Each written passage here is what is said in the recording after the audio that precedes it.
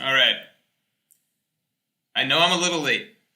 More than normal. More than should be reasonably allowed. Normally it's like 5 or 6. I think I'm down to like 5 or 6 minutes. This one was pretty bad. I'm sorry about that. What was I doing again? So it was important. It was crucial. I was helping. Have I hold? Yeah, I guess I was helping an old lady cross the street. I think I've done that one before, right? I was helping a blind kid learn to play the piano. Yeah, so try and make me feel bad about that. Bet you can't now. World of CJ Nation says Mord showing up Mord showing up late like a shonen MC. It's funny because I was actually recently watching I was rereading like the Naruto Pain arc for some reason. I don't know why, I just felt like it. And that arrival is great. Great, great, great moment. ZZ says, Mort, read chapter 0. I've read chapter 0. You think I haven't read chapter 0? I've read chapter 0. It's a great chapter.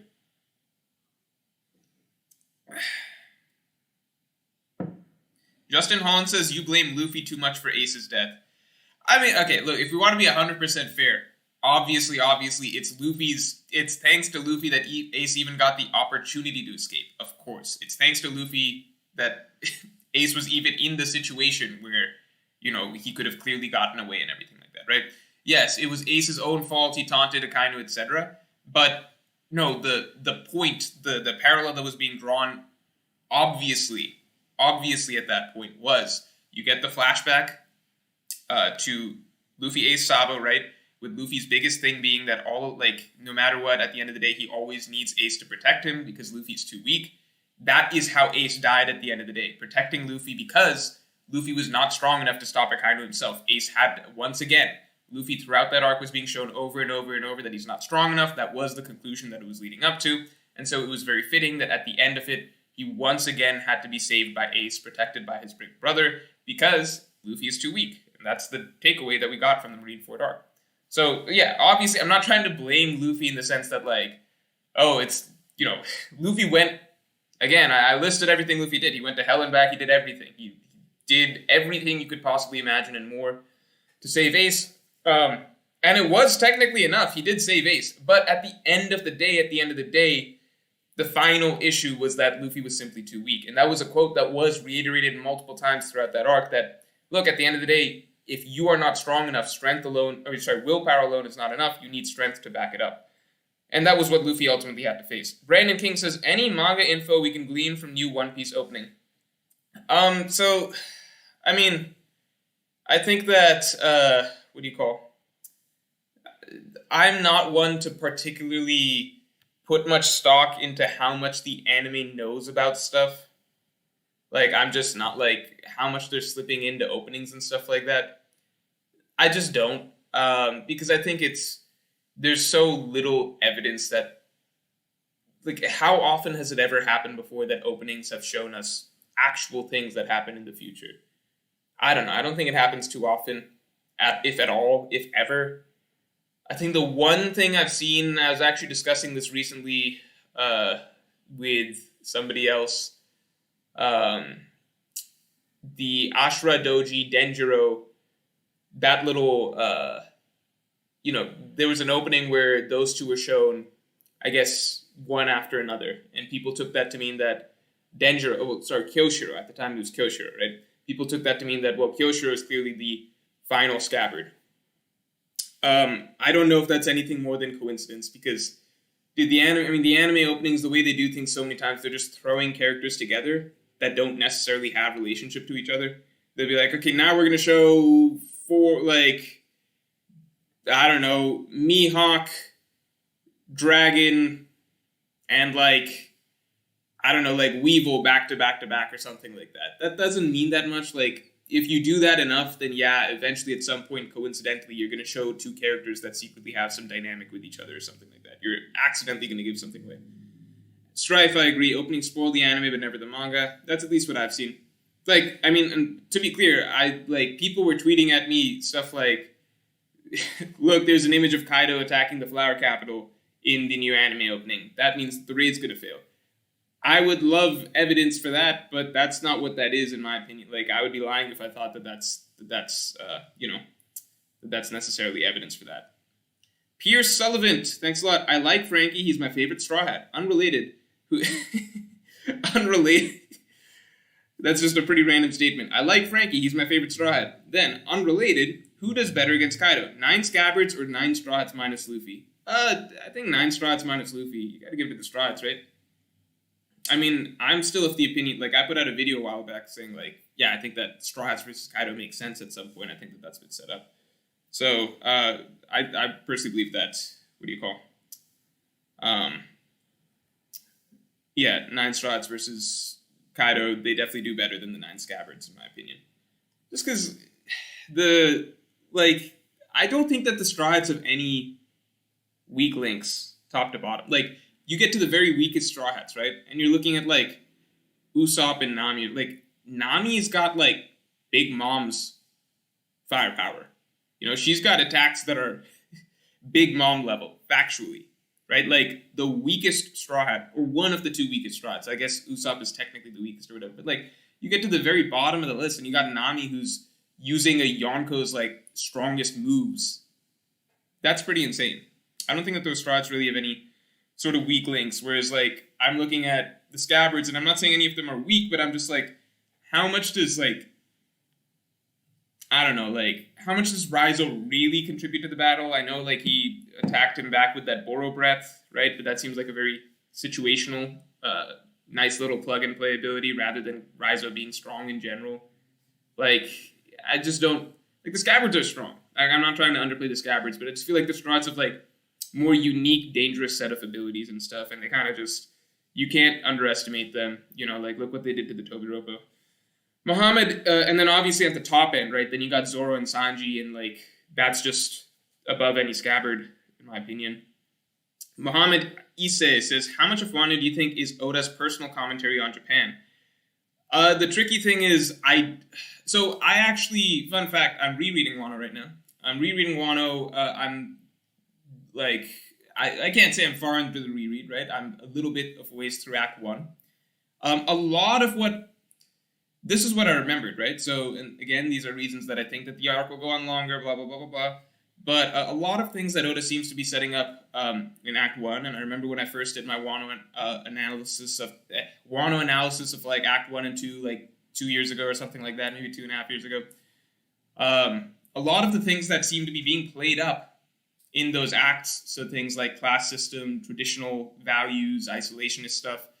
I know isolationist stuff doesn't apply to Japan as much nowadays, but a lot of things like sexism, classism, some sort of reverence for traditional values, a lot of those things were things that Oda was kind of, he had ideas being planted throughout Act 1 and Act 2. Act 3 is not really focused on that whatsoever, which again leads me to believe that there's a significant number of like underlying themes that we need to be addressed by the end of Wano. So at the moment, it doesn't really feel like much has, I felt earlier in Wano, and again, rereading Wano, I see more of it again in the earlier sections. There's some starting building commentary, I suppose, on Japan. Not just Japan of that era, but I suppose some underlying things that are relevant in Japan at the moment. I don't know that much about Japan compared to some of you guys, so I'm not going to try and speak too much about that. But I think there's a fair assumption to make that Oda did have a lot of commentary going on early on, but that's not coming up quite as much nowadays. Juan Pretz says, obviously no 1037 talk.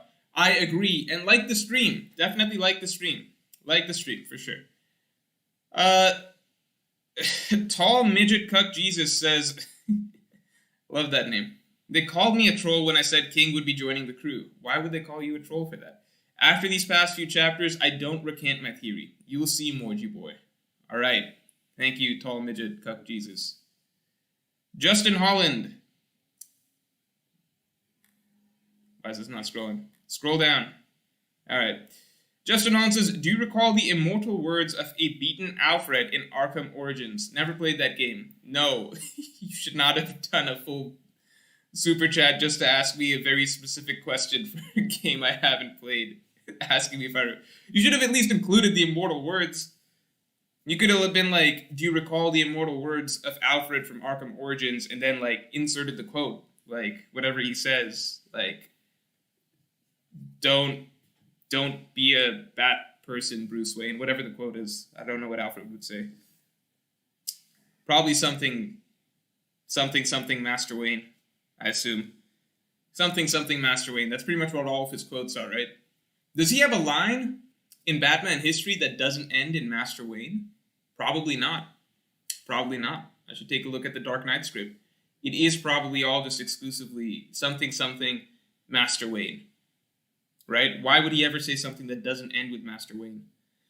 Big the Boss says, Dirter Harau Morji, your walls white not good. Oh, you don't like the white walls? I can fix that. It's not plugged in right now, but I would have fixed it. That was embarrassing. I was going to turn on the strobe effects, but I'm not going to embarrass myself and walk all the way over there now. I'm not going to embarrass myself and, make you guys see me putting in a plug, walking back here, and then turning on these strobe lights. Even though it would be pretty rad, really liven up this stream. Evil, what's up? What's going on?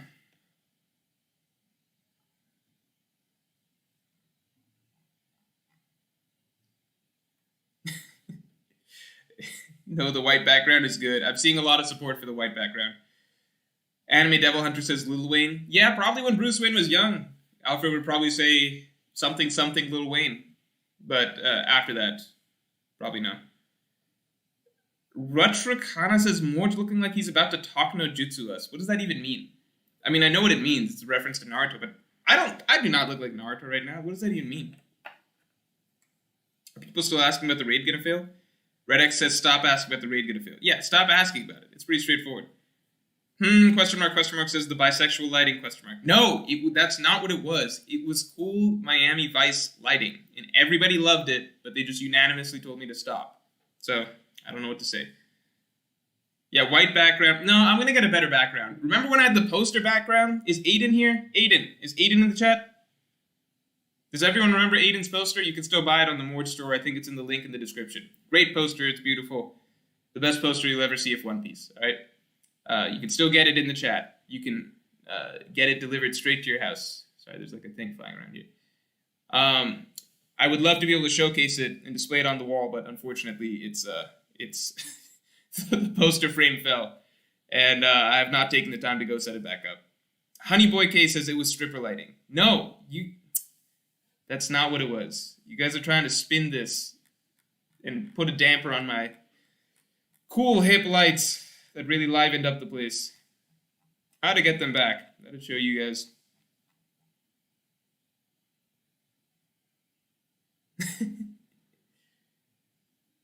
No, Aiden Capristo. Darkwan Jr. says it's kind of generic streamer lighting. Yeah, well, you know what? There's nothing wrong with being a generic streamer.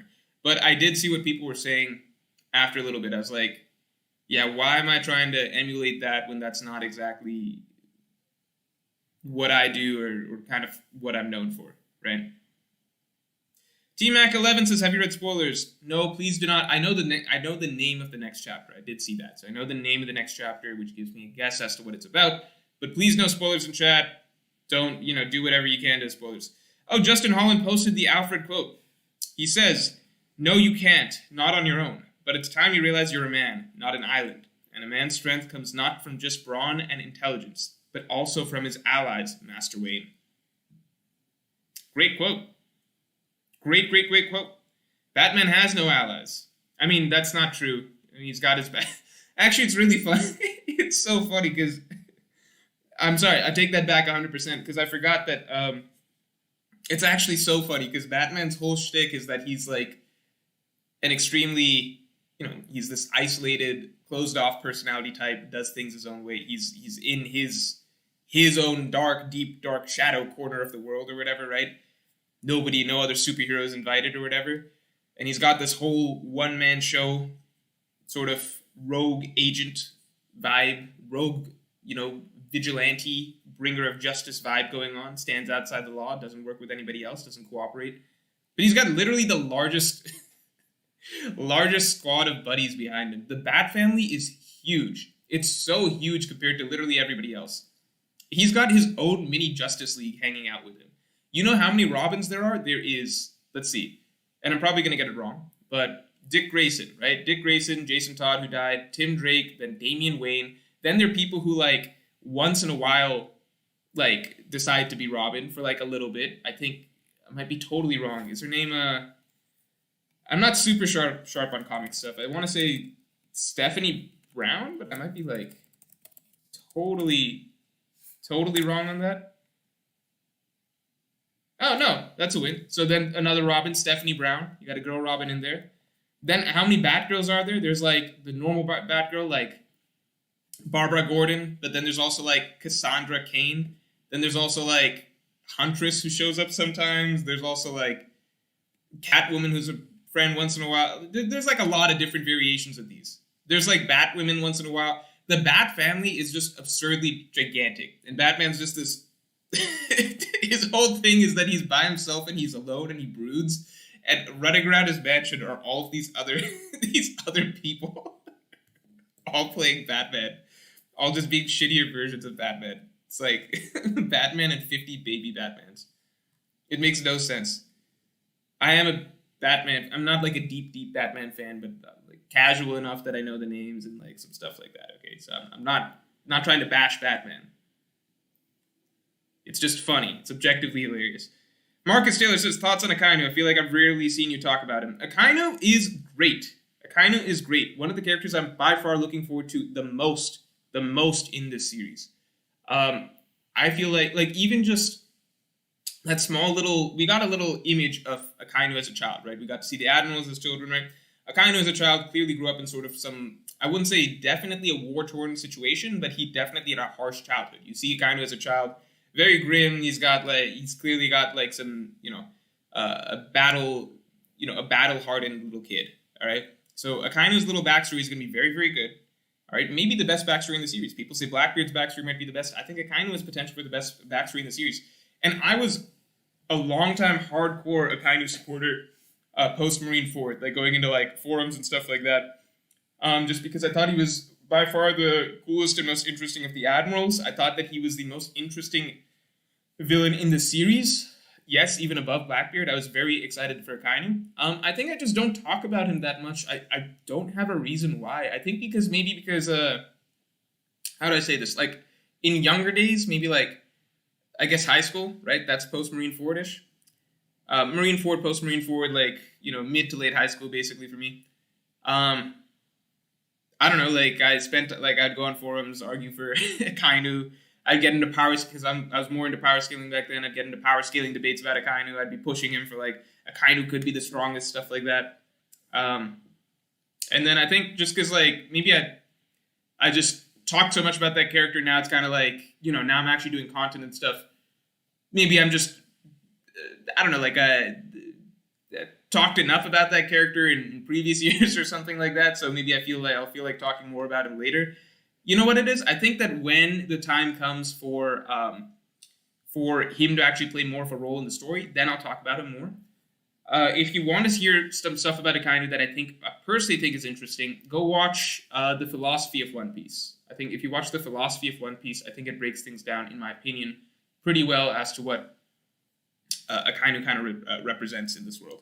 It's heavily about Akainu and Blackbeard as well, because I think those two represent two sides of the same coin. It's really, really weird to me when people argue that someone besides Luffy is going to fight Akainu, because to me, Luffy versus Akainu, Akainu and Blackbeard are meant to represent, again, two sides of the same coin, all right? They're the yin and yang, all right, to Luffy's journey, all right, towards the end game of Luffy's journey, okay? They represent the two types of darkness that we've seen in the world, for the most part.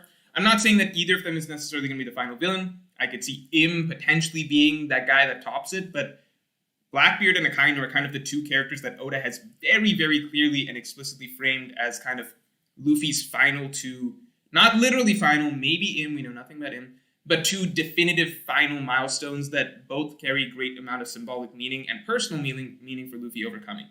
And if you doubt that, then you need to go back and read chapter 650 and just generally all of Marineford and the ending of Marineford, and to understand like how Akainu and Blackbeard were very clearly framed. I talked about it even a little bit in the Marineford video. Sorry for the long answer. Muhammad Isse says, with how confident the world government seemed going after warlords, do you think they will succeed in capturing them, apart from Mihawk, of course, lol? No, because Weevil, I don't. No, it depends. So I think Hancock, yes, because Oda. I think Oda kind of gave it away almost because Oda mentioned a while back that like something crazy is going to happen to Sabo and Vivi and Hancock. And looking at Sabo and Vivi's situations, we know that something terrible happened during the reverie. We know that their names kind of like are on the chopping block. So we would assume that something negative happened to them. And Hancock, by extension, being grouped in with that group and having the Marines sent after her, it kind of gives the implication that, oh, okay, so something bad stuff is happening to this trio of characters, essentially, meaning that Hancock might ultimately be captured or something along those lines, all right? If Hancock is captured, I would love to see it be done by Fujitora, because if the Marines have any ounce of intelligence, they would send Fujitora after Hancock. It's the hardest counter in, like, among strong characters that could possibly exist, okay? So I think Hancock is captured, but besides that, I think Buggy gets away, because I think that's funny. Buggy will get away. Mihawk too strong. If you capture Mihawk at this point, it completely negates any sort of excitement for Mihawk. Weevil, I also don't think gets captured. So I think maybe they only get Hancock. The reason I say Weevil I don't think gets captured is because Weevil's role in the story, it still needs to be played out, right? We just heard about this character, so for the first thing we hear about him is him being captured and then not actually seeing him do anything, right? It's kind of strange, especially because he has a current storyline of trying to chase after Marco. Yeah, does that make sense? So I don't think Weevil gets captured. Misu says worst written character. I don't know. Like, that's a hard question. Worst written character? How do you even define that? Worst written character? I think I could pick... I don't know. I don't know what the worst written character is. Because it's like, there's a difference between characters that, like do we count side characters? Because then, like, those are characters that just don't have a lot of time spent on them. Are we talking about characters that had a lot of time spent on them that didn't turn out to be much? That's too difficult. I can't think about that. Sorry for the bad answer, but I can't really think about that clearly. Justin Holland says, Luffy remembering his crew reminds me of that. Okay, I see. I see what you're saying, Justin. Yeah, tying it back into Marineford. Yep, all of that makes sense. The thing is that Luffy has always known that he needs his crew. He's always known that he needs his crew. It's just kind of like the purpose of, for a long time, him needing his crew was to do the things that he could not. But in this case in Marineford, it was sort of a deeper layer where Luffy finally failed at the thing that he's really good at, right? Which is having essentially limitless willpower, always being able to come back from whatever, right? So even in that aspect, when he fails completely in that and he's finally not able to get back up, finally his will is broken, right?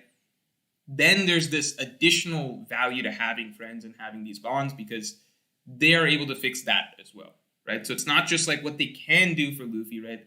Luffy talking about how, like, I can't cook, I can't navigate, blah, blah, blah, right? It's not just those aspects, it's just the fact that he has them, right? Like the fact that he has people that he cares about and that he loves and he has a family, etc. That's what really, really matters. So it's sort of an evolution of the idea from Arlong Park, right? Before it was like, and it's not like Luffy has not valued them for that, but this is the first time he's ever needed them in that way, right? He's ever needed them sort of in the same way that they needed Luffy initially. When Luffy met most of his crew, they were all in a spot where they needed somebody, right? They needed somebody to reach out to them and fight for them, right? Somebody to be there for them. This time it's Luffy who needs that, and I think that that's really, really great. Really, really, really, really great. The way that pre-times get built into that. Hans Ding says, Akainu's speeches are underrated. Speech to the soldier and O'Hara represents his ideology. The speech to Ace is the most antagonistic speech in the series. I'd be inclined to agree. I think Akainu's speeches are some of the best speeches in the series. Doflamingo, obviously, he's got the most iconic one coming out of Marineford. But Akainu, he's like a I don't know, he carries a different sort of presence about him, I guess, than a lot of One Piece villains. And he's, I don't know, he's like a more classic villain, I guess, in many senses, in terms of the formidability, the status, the intimidation, there's no jokes or quirks or gags about him, and he's kind of brutal in the way that he speaks and the way that he acts. And what I love is, it's not like Crocodile, where it's a malicious, mustache twirling sort of evil. Crocodile, great villain, by the way, my favorite villain in the series, in terms of arc villains, okay? But, Crocodile's that sort of traditional, but, Akainu is such a militant figure, which provides a different sort of angle that I find interesting. and compelling. Pete Garcia says, Happy New Year, Morge. You too, Pete. Assuming Wano ends cleanly with a party and all, how many chapters do you think it will take to wrap up? Dressrosa took forever. Alright, if we play the pretend game of like, okay, it ends here or something like that, if we play pretend, if we're talking raid fail, then I'm not even going to talk about guessing how many chapters, okay? But if we're playing the pretend game of like, okay, this is just the final battle, the Straw Hats just took a walk in the park and took out a Yonko crew. I mean, I guess 2 Yonko, to be honest, right? Then my guess would just be, look, we have 5-6 major events 5-6 things to be ticked off before Luffy versus Kaido, and I assume maybe some other shenanigans that we're not expecting happen along the way, right? We have Momo holding up the island, Yamato versus the yokai, maybe Brook's involved. We have Law and Kid versus Big Mom. We have Raizo Fukurokuju, which probably won't take a full chapter, and Hiyori Orochi, which probably won't take a full chapter. So kind of like 5 things, let's say some fluff, some filler, so like maybe 6-7 more chapters max. I won't say max, 6-7 more. Within 10 chapters, we should be at Luffy versus Kaido, right? That's the case, I think, even if the raid's going to fail. All right, so within that span of time, we should be at Luffy versus Kaido. All right, and then Luffy versus Kaido just depends, because I know that it was said, oh, only a few minutes before it falls, but if Momonosuke is able to hold it up, then that few minutes can be however long. Oda could even be like, hey, we'll make it like the Hour of Legends or whatever, so Momo hold it up for an hour, so then you can get Luffy versus Kaido for like 10 chapters. Okay, but I don't think it's going to be like that.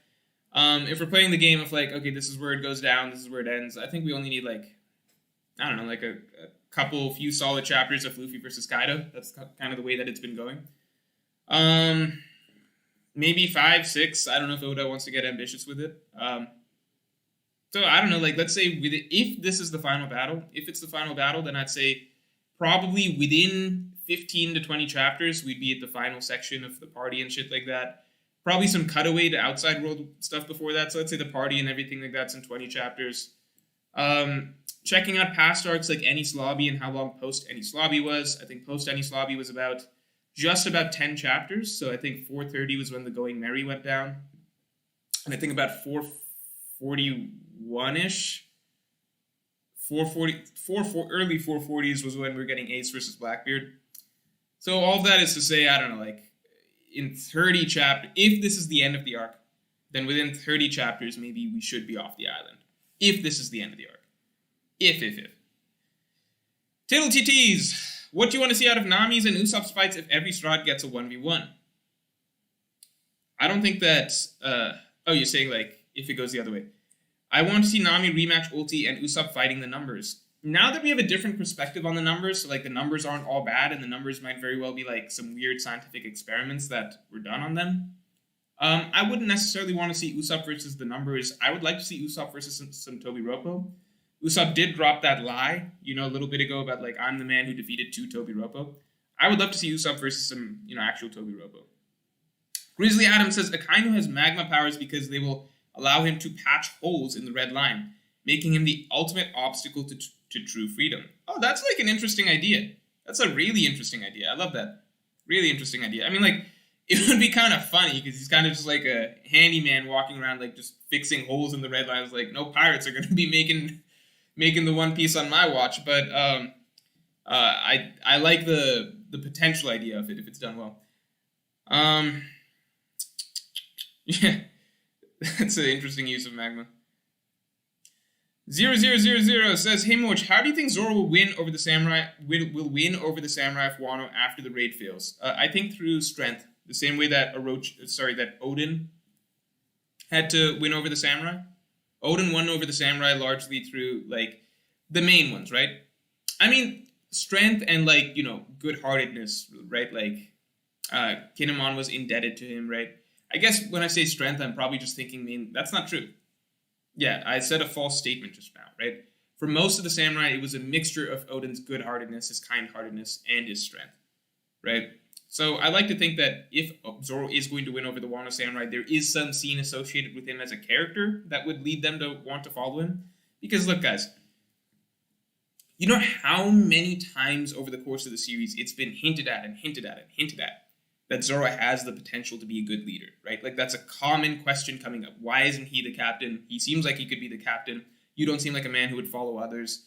Zoro himself says, like, I would only join Baroque Works if I could be the boss. That's the type of character that he has the potential to be, right? This felt very much like the arc where you would expect that storyline to play out for Zoro, right? 3 factors.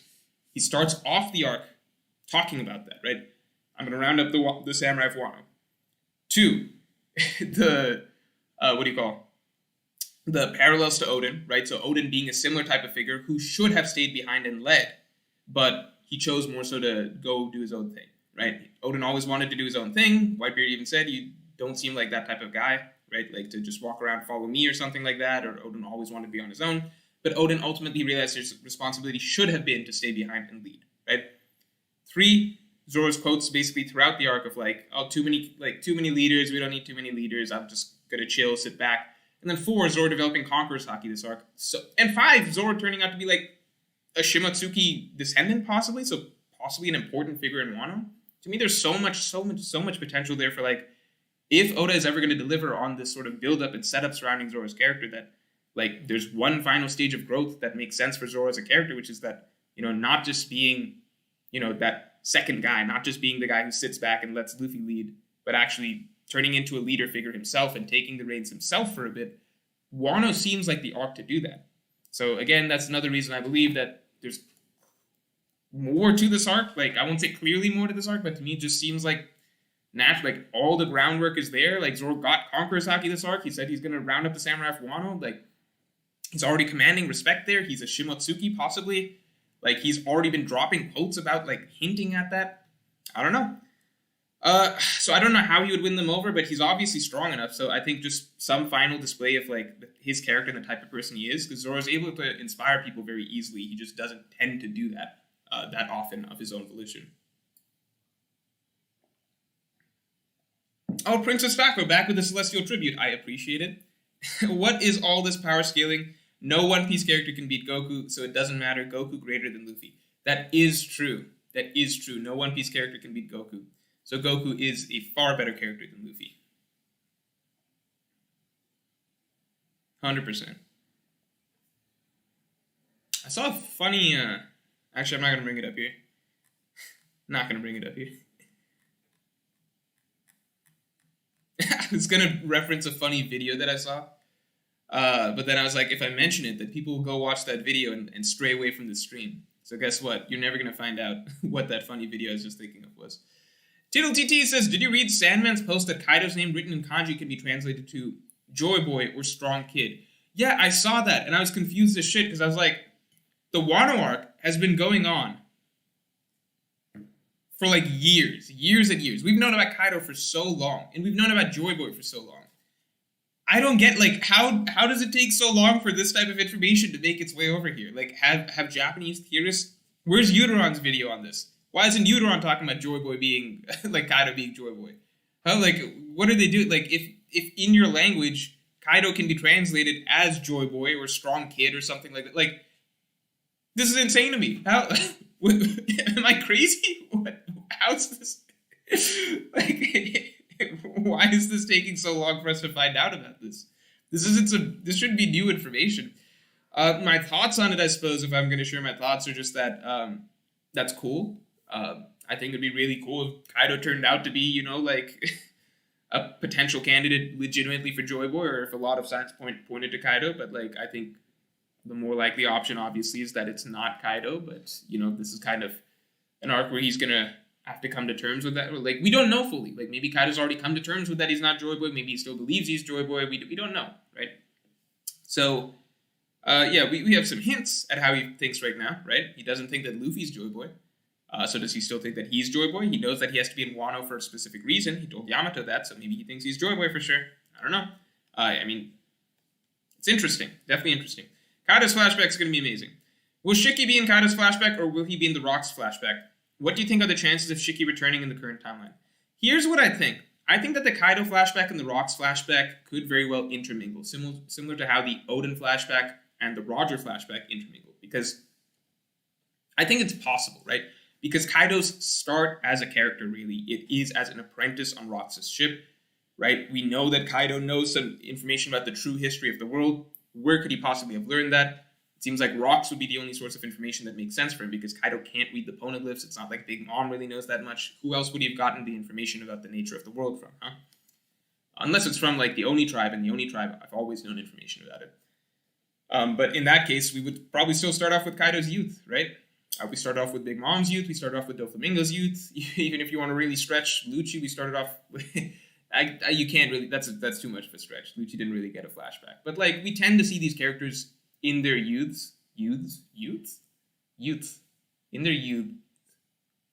You guys know what I'm saying. So, we tend to see these characters in a certain age range, right? And at that age range, Kaido would be on Rocks' crew. So I like to think that, you know, a very formative experience for Kaido may have been seeing something to do with Rocks, maybe the way Rocks was defeated. I think that'd be really, really cool if we could get some information on that through Kaido's flashback. Big Da Boss says, knock, knock, who there? I eat MYP, I eat MYP, who? I don't know what you're talking about. You're kind of a crazy person, but thank you. Cigar Verk, long time no see. What if current Strats were at Marineford rather than the Impel Down squad? They would do a lot better. They would help a lot more. I mean, if the current Strats were at Marineford, it's so tricky because it's like, on the one hand, you could argue Marineford being like, well, the Whitebeard Pirates were really fucking close to actually saving Ace. They were really close, right? But then on the other hand, you could argue, like, well, it's not like the world government, like the Marine side really ended up having to go all out during that, right? Like, Garp and Sengoku, they didn't move. They didn't bother fighting till the very, very end of that, right? And, like, not even that seriously. It was when Blackbeard got involved that, like, they actually had to, like, roll their sleeves up a little bit and, like, try fighting him, right? It didn't feel like all of the admirals were necessarily going on. And the Shichibukai. The Shichibukai were just fucking there to pick up a paycheck, all right? They slacked so hard. Mihawk could not give a fuck throughout that war. He just showed up to... You know how mad I would be if I'm the world government and Mihawk shows up to the war. You get Mihawk showing up to the war and he contributes literally zero for it. It's like, we give you probably a handsome government contract. We let you sail the seas. We don't bother capturing you, even though you're one of the most dangerous pirates in the world. We let you do your shit, like mastering whatever you want to do. You follow no rules. You can stroll in and out of Marijoa whenever you want, right? There's one thing we ask you to do. We ask you to show up if a Yonko ever shows up and help us take them out. You don't have to do that much, but you have to help a little bit. And Mihawk shows up and doesn't help at all. All right? Doesn't help at all. The one thing he did in the war, it wasn't for him. It was for himself. He was like, I want to measure the distance between me and Whitebeard. He's like, that's just like a fun thing for him to do. And he gives it a shot. And he's like, okay, I'm done, right? I don't count anything else he does after that because he's like, going after Luffy, but not really going after Luffy, because if he really, truly, from the bottom of his heart wanted to go after Luffy, he would, like, kill him in a second, right? Anyway, rant on Mihawk over, but, yeah, the Shichibukai are fucking lazy as fuck, so it's not really fair to, like, it's hard to gauge how much, if everybody was going serious, right, like, Mihawk was actually invested in fighting, Doflamingo was actually invested in fighting and everything like that, then I wonder how much could the world government have taken, you know? Because the Marineford War, it was made to look close, but then when you really sit back and look at it, it's like, all right, but only, like, these guys, like, some of these characters were really, really serious about it. Everybody on the Whitebeard side was fighting, like, all out, right? But, like, the lot of people on the Marine side were just there to pick up a check. So, it makes you wonder, like, would the Strats have made it so that Ace survives? Maybe. Bunfagum says, what do you think of AOT's manga ending? I actually have not caught up to Attack on Titan's ending because I lost interest in that series. I kind of picked up interest when I heard, like, I was hearing so many good things about the ending, like, as the ending was approaching.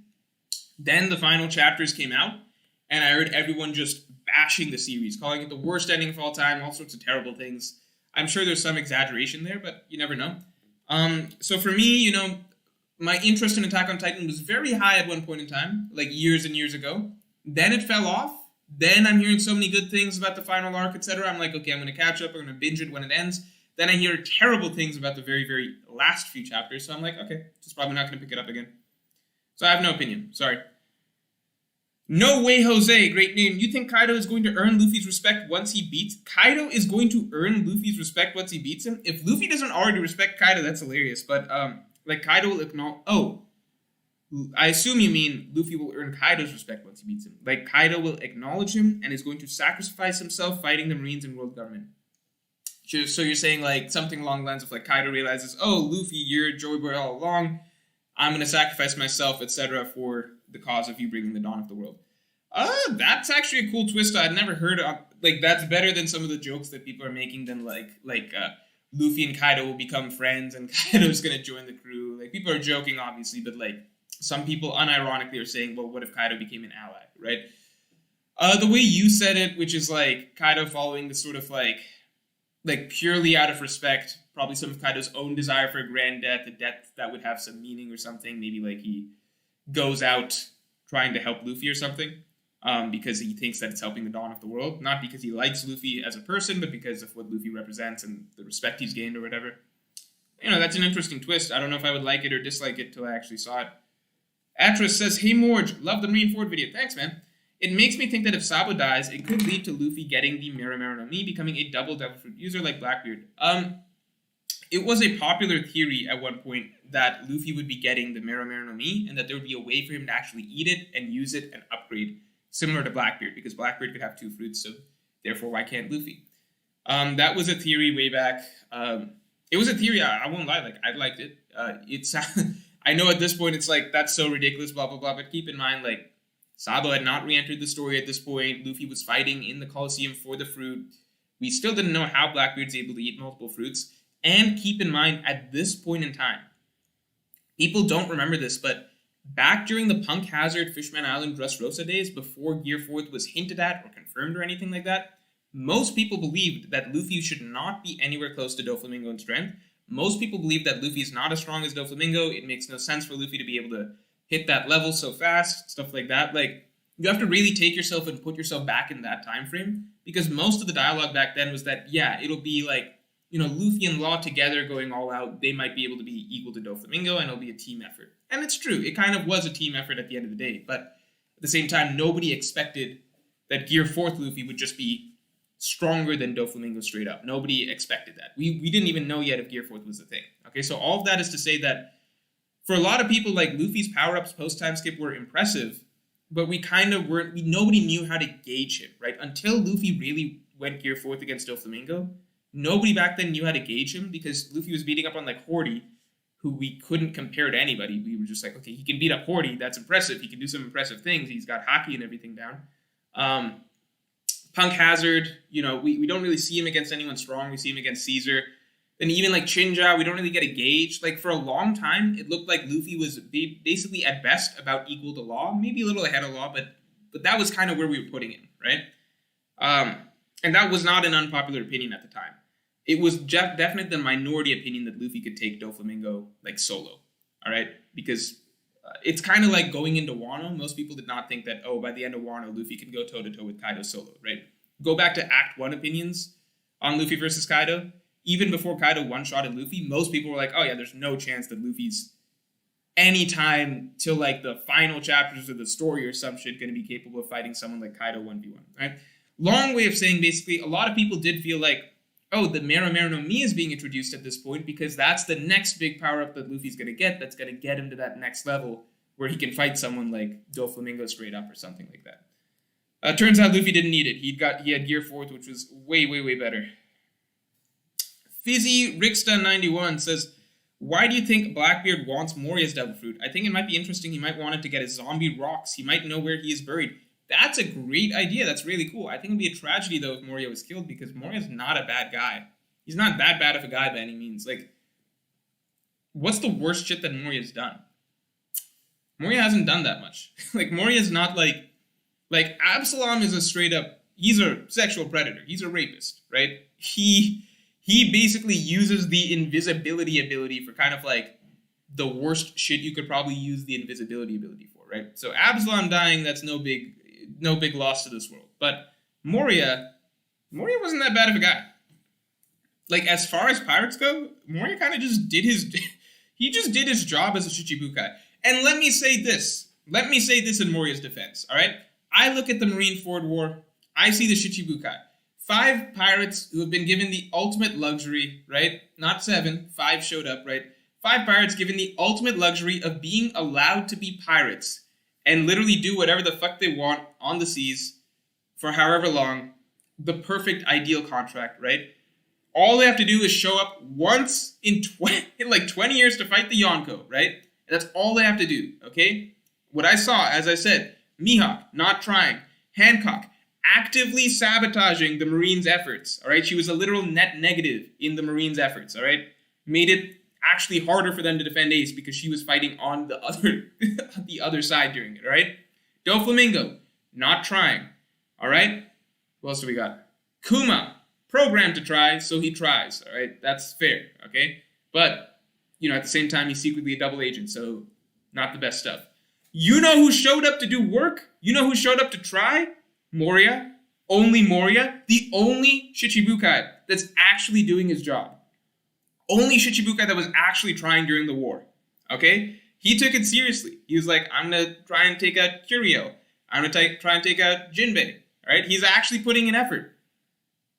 He gets fucked up, right? He's not strong, but he's trying. He's doing his job. And what's messed up is that at the end of the war, he's the one Shichibukai that they're like, all right, we can do without him. Let's get rid of him. Think about that. How messed up is that? You look around your workplace, all the other employees are fucking dicking around, all right? They're just sitting at their desks. They've only been called in to do work one day in 2 decades. They're not doing shit. You're out there, like, actually trying to do all the paperwork, actually trying to, like, get the homework in on time or whatever. Like, you're trying to do everything. You're covering for them. You're not doing a good job because you're not that smart. You're not the brightest in the office, but you're at least trying. And then who do they fire at the end of the day? You. It's ridiculous. Also, the only Shichibukai who, like, he's got the Florian Triangle down on lock. What's he supposed to do? Capture pirates that are heading towards the New World. He does it. He doesn't do that much bad. He just captures pirates. He doesn't even kill a lot of them. I think he just takes their shadows and sends them on their way. It's not that bad. It's so good. He's such a reasonable Shichibukai compared to everybody else. You know what Crocodile tried to do? Take over a country, unearth an ancient weapon, and declare war on the world. That's another guy on the payroll, right? But Moria's over there just holding out the Florian Triangle. It's absurd that they got rid of Moria. Makes no sense. It's actually insane. Anyway. Captain Face. Imagine if Wano ends with the raid failing as world government claims Wano being like Sabaody for the final war, world government needs Seastone, would justify Yamato joining. I just personally don't think that the raid failing involves the world government winning, because that just feels like it's too disconnected from the Wano plot. It's like, it doesn't like, so the 2 Yonko essentially roll over, so that threat wasn't that significant at the end of the day, but the world government win, like, it's just weird on all fronts, because it's like, then the Straw Hats, they still beat the Yonko, so it's not like they had to really, like, that wasn't that significant of an obstacle for them at the end of the day, but then, like, it just ruins the sort of cathartic, like, grand victory sort of feeling, because then, like, just some third-party outside source makes it so that, like, rains on the parade. Like, I think Oda doesn't usually, like, if they're gonna lose, then they lose, right? But in the flow of the conflict of the arc, which is the Strats versus the Yonko, right? That's how Oda always does it for every arc, where, like, the Strats face a low point or a defeat partway through, right? You lose in the flow of the conflict of the arc, right? That's what makes the victory at the end of the arc more satisfying. I think Oda's never done a scenario where he has the Strats have a big victory, like Arlong Park, Alabasta, Dressrosa, and then the victory is, like, ruined because, like, the island is then enslaved anyway by the world government or some shit, Isaiah Davis says, is Nico Robin's father still a relevant figure in the Void History Saga of One Piece? If so, have we met them or is it a new character? Great question. I've totally forgot about Nico Robin's character. I mean, not character, father.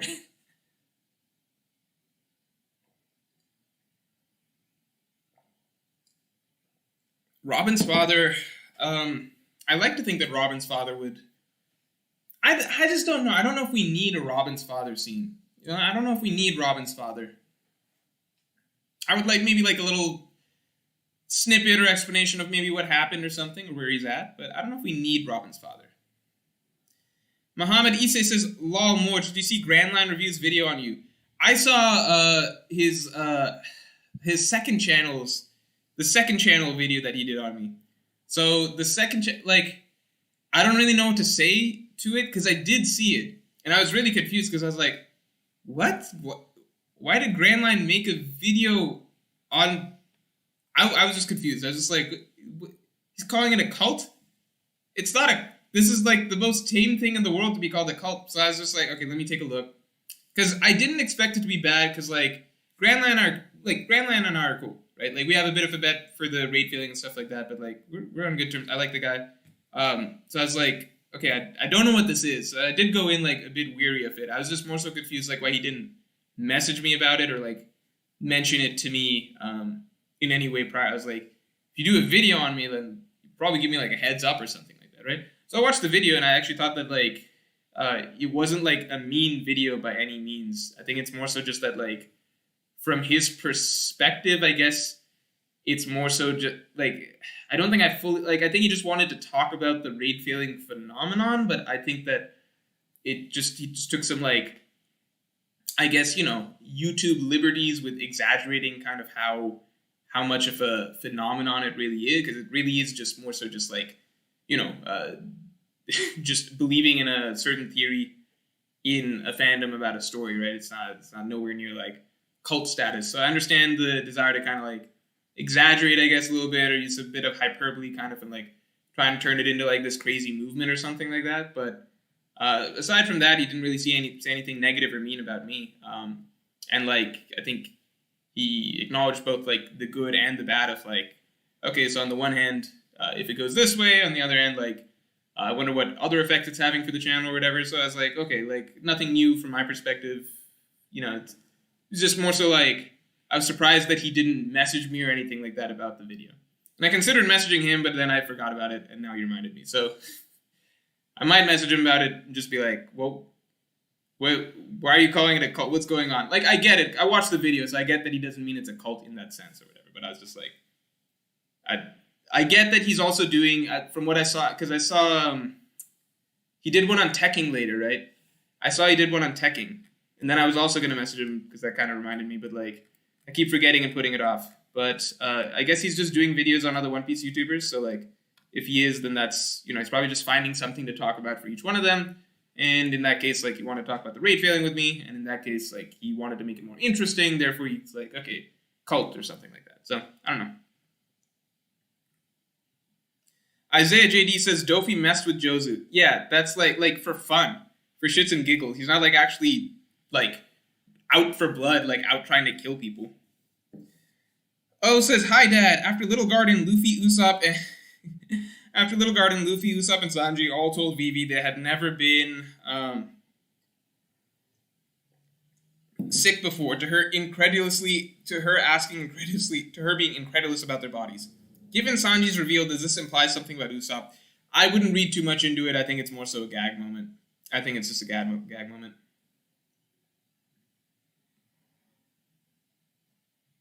No, Blackbeard wasn't a bad... Blackbeard quit. Blackbeard had the decency... Okay, so if we're rating how bad Shichibukai are, Blackbeard, he was a bad employee for sure. He was probably the worst, right? Actually, he was by far the worst. But like, he ruined everything. Blackbeard by far the worst. Better to be lazy than trying to actively destroy the entire company from inside. But Blackbeard did have the decency to quit, okay? Hancock, all right? She literally actively sabotaged the Marines throughout that battle, destroying pacifistas left and right, who, by the way, are worth, like, the same cost as a battleship. So, frivolously destroying valuable assets, turning many of her allies to stone, right? Actively helping Luffy save Ace, which is the exact opposite objective of what the Marines are trying to achieve, right? So she does all of this sabotage, and then she doesn't quit. She's kind of just like, all right, cool. I'm still going to be a Shichibukai, though. This changes nothing. I'm still taking that paycheck next week, all right? So Blackbeard at least had the decency to quit. He showed up. He didn't just ghost them either. He showed up. He's like, showed up in Marineford. He's like, I'm handing in my 2 weeks notice. All right? Starting now. Pretty much done here. And, you know, there's a bit of respect for that. He did it the right way. You know, if you're going to try and overthrow the company, you Uh, you at least show up and quit. You hand in your resignation notice, right? And you know what they did after that? They're like, well, if Blackbeard quit, we're definitely offing Moria after this. We're gonna kill him. The Red X says, Morge, you missed some stuff in your Marineford video in regards to the theme of family. You didn't talk about how the theme of family is reflected in various characters throughout the arc. So the theme of family, I'll be honest, like, in the Marineford video, yeah, there's different things that could have expanded on. There are at least two sections, two full sections that I cut. The Marineford video, if I'm being honest, I think it's a good. I actually think it's a very good video at the end of it. Because I watched it, I had to watch it. I had to watch the Marineford video to review it. Right, I had to watch it at the end of the day. And I actually really, as corny as it sounds, watching my own video, I actually really, really, really enjoyed it, and I felt emotional watching it because I was listening and watching clips of and moments and everything like that of my favorite aspects of One Piece. Second favorite arc in One Piece, right? Enies Lobby is still my favorite. And I was watching my own Marineford video, and I was actually like getting a bit like, worked up over it, as corny as that sounds, cringe, whatever, blah, blah, blah, blah, blah. I guess self-indulgent, if you want to say that, like hyping yourself up or whatever. But let's say not me, but just reminding myself of how much I like certain aspects of One Piece and like how much I love the series and why I genuinely believe that arc in many ways, not as an absolute, I titled it a certain way, right, to get, views, etc., some interest, some comments, but I do genuinely believe in many ways. In certain aspects, that's the best storyline I've ever read, okay? That being said, that video is a bitch to make, okay? Because I'm working on a bunch of other stuff aside from that, and it took so long to write it, and the initial document that it was, the number of pages, the initial script notes for that was, like, it's nuts, like, narrowing down, like, it was over 40 pages of just, like, notes, right, that I'm having to, like, cram into a singular thing. So things are getting cut left and right. Well, I'll say this, okay? I could have done a whole separate video on Ace, okay? Ace is probably the character that got the biggest short end of the stick, I think, in terms of how much I wanted to talk about in Marineford. Ace got the biggest short end of the stick. Does that even make sense? He got the shortest end of the stick, all right? By far the shortest end of the stick, because Ace, I know, very popular character, right? Character you could talk a lot about. Not personally one of my favorites. Ace, I talked very little about. Whitebeard, same thing, talked very little about. Relative to how significant they were in the arc. Things just got cut, man. Right? Things just got cut. I don't know if I had things that addressed exactly what you wanted me to say about the idea of family, etc. But that section, to be honest, I talked a little bit about that section to address the ideas. I threw in some little interesting stuff that I thought about, Crocodile's aspect of how he plays into that as well, even. You can even look at that character and draw something from that along those lines.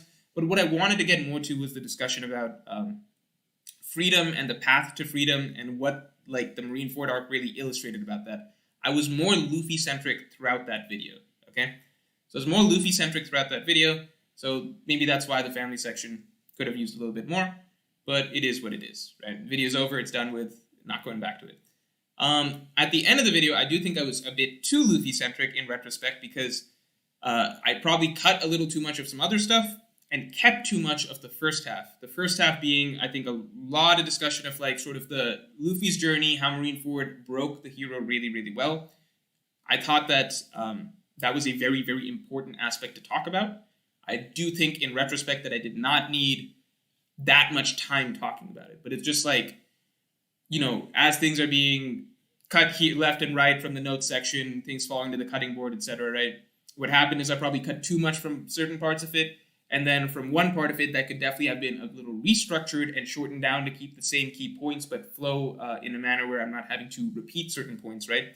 Definitely could have done the beginning part better, but it's just long. And when you're looking at, like, such a long document, reorganizing certain parts of it, you kind of just get it down to the best that you can with the time that you have.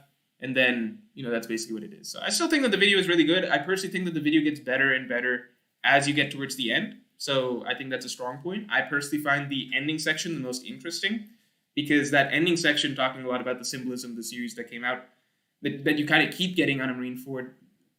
To me, that was a section that, like, as I'm going back and, like, I'm having more realizations as I'm going back and looking over it. You know what I mean? So I think that was a good way to end the video. I think overall, like, that's a video that I'm very proud of, and I think that I definitely think it's a good analysis of the arc overall. But I fully acknowledge that, like, it's not perfect, because I know that I could have done certain things better if I'd spent some more time on certain aspects of it. But that's just, you got to work with what you had.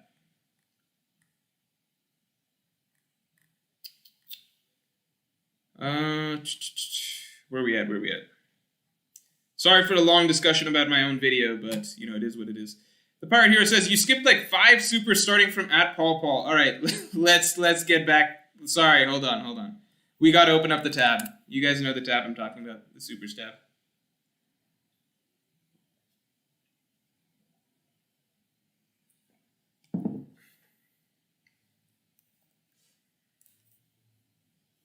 Let me answer a question while I'm opening up that tab. Yamil Diaz says, Cult Leader Morge, how about a Shichibukai tier list? I mean, that would be a really short tier list, wouldn't it? There's only been, historically, so we have the original 7, then we had Blackbeard added, then we had Weevil, Law, Buggy. I think that's it, right? Weevil, Law, Buggy, Blackbeard, Weevil, Law, Buggy. So what, that's like 11 Shichibukai total? That's not a big tier list.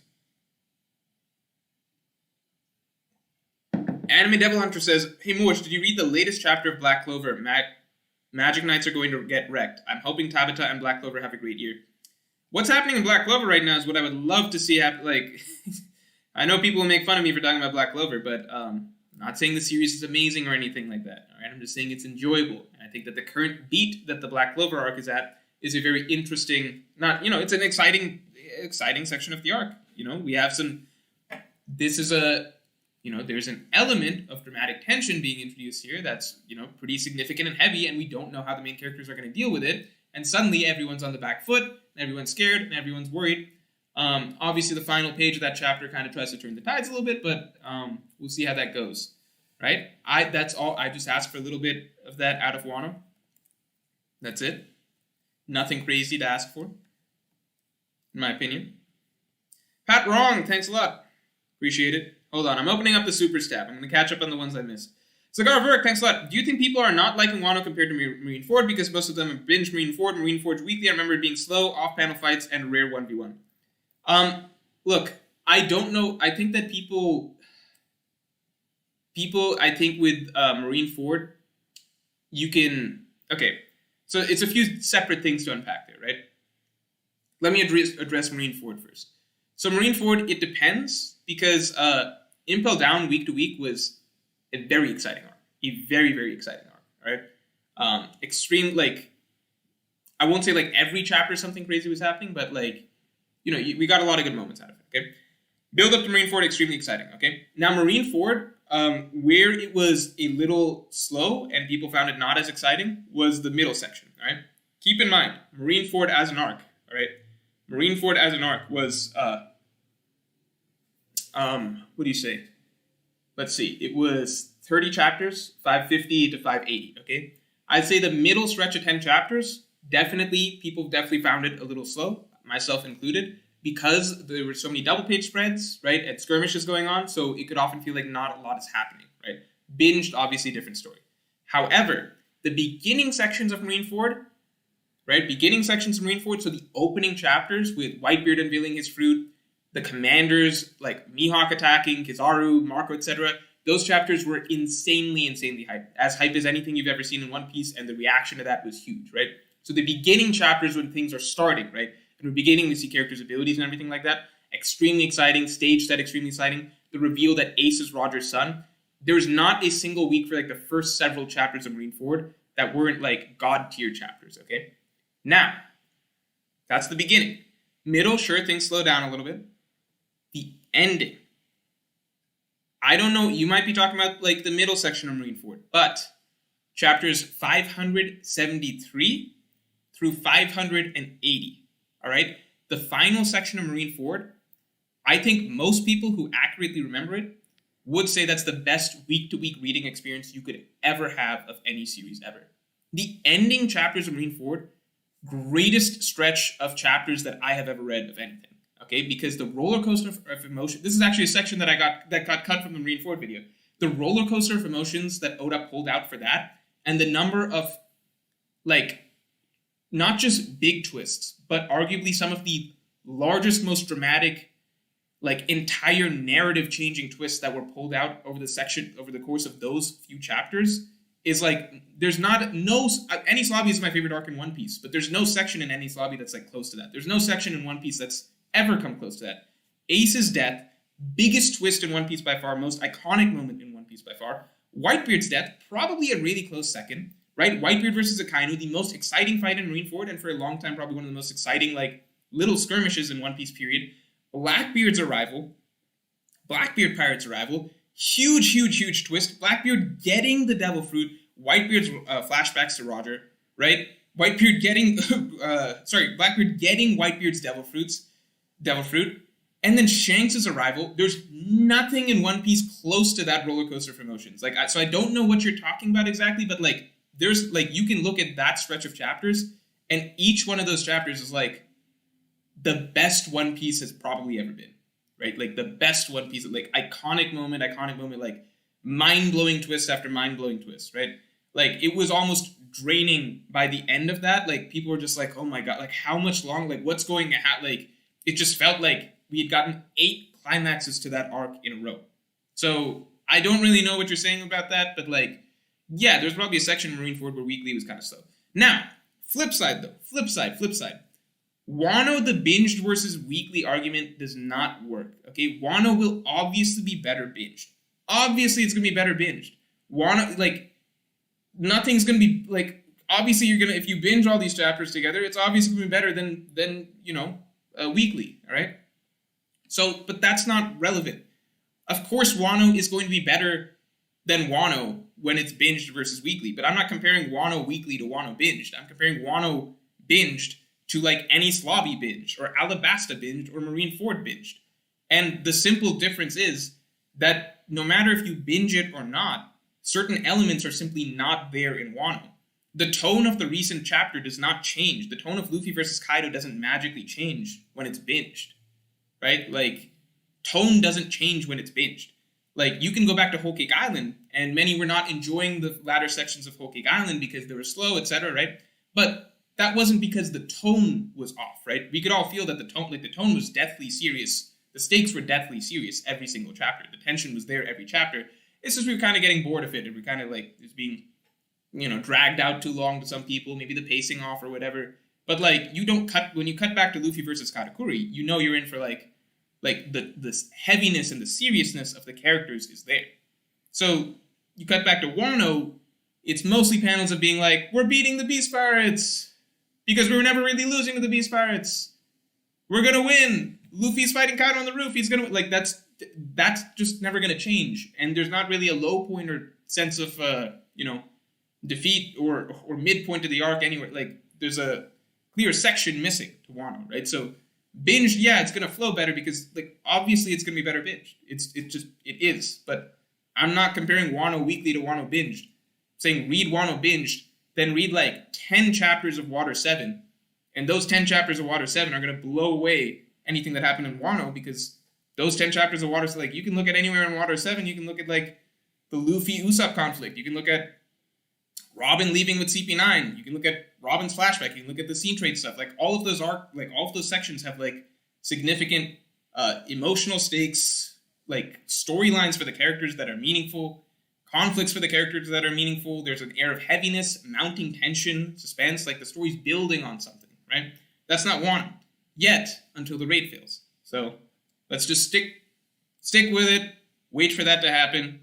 But at the moment, you can't really find a stretch of Wano where, like, you know, things are tense, or like it looks really bad for the Alliance, or like the characters are even that, you know, uncertain of whether Luffy, like, there's the tone's just never quite gotten there, right? It's gotten there in moments, like Zoro was a little worried during the King fight, right? Like, there's moments where the tone gets serious, but then, you know, we cut back to something else, and then, like, you just get a lot of people not really being too serious about it.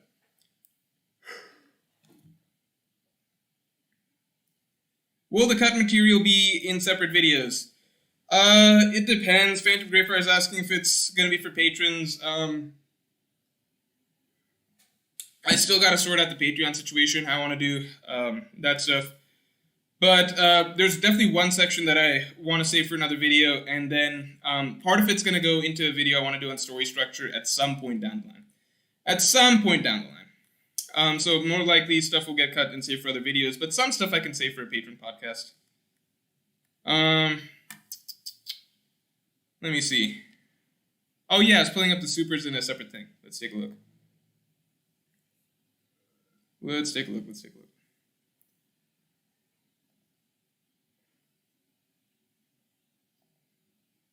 Alright, so I was told I missed a bunch, and then I probably missed a bunch while I was ranting. So let's take a look. Little Garden, Justin Hollins. Okay, Justin Hollins said, the Marineford saga wasn't a total loss for Luffy. He made allies from both sides of the line and made sure he wasn't forgotten, right? Yeah, I would agree. I don't think it was like... I mean, it was a loss, but like... There were still like some good things that came out of it, right? Jinbei, for example, the bond he made with Jinbei. By the way, like, looking at Marineford again, I gained greater appreciation for the Luffy-Jinbei dynamic. Because it starts with Jinbei literally being like telling Ace, like, I don't give a fuck about your brother. I'm not gonna take care of your brother. And Jinbei's storyline, that arc, ends with Jinbei, like, putting his life on the line and being like, no matter what, I'm gonna save Straw Hat Luffy, like, even if it costs me my life, like, this is what I have to do now. He has this realization. Jinbei's little story arc in that is actually kind of beautiful. Again, a new appreciation for his character. Zil the Beast says, if the Toby Roper are going to awaken, it's going to be on chapter 1045 because it's exactly 500 chapters from when the jail Beast stood back up and fell down. I think that'd be cool. I don't know if that's, I don't know if, like, Oda's thinking in those terms exactly, but, like, that would definitely be cool. I would love to see it happen like that. Like, sometimes it's just, like, you know, like, how much does Oda precisely want to mirror one thing to another, you know? But, because, like, there's plenty of opportunities, but, I think it's more like when Oda, like, organically Oda can kind of make it happen is when he doesn't. Gabe C says, hot take, Talk no Jutsu is great writing. Thoughts? I think conceptually it's not bad. Like, it's more like, does it... I was actually talking with somebody about this recently, right? And, like, it's conceptually it's fine, right? Like, you're changing the villain's philosophy, you're making them understand each other, blah, blah, blah, blah, blah, right? It's more so, is it earned? Like, does it feel like if you build up a villain to be very staunch in their ideology, their beliefs, etc., right?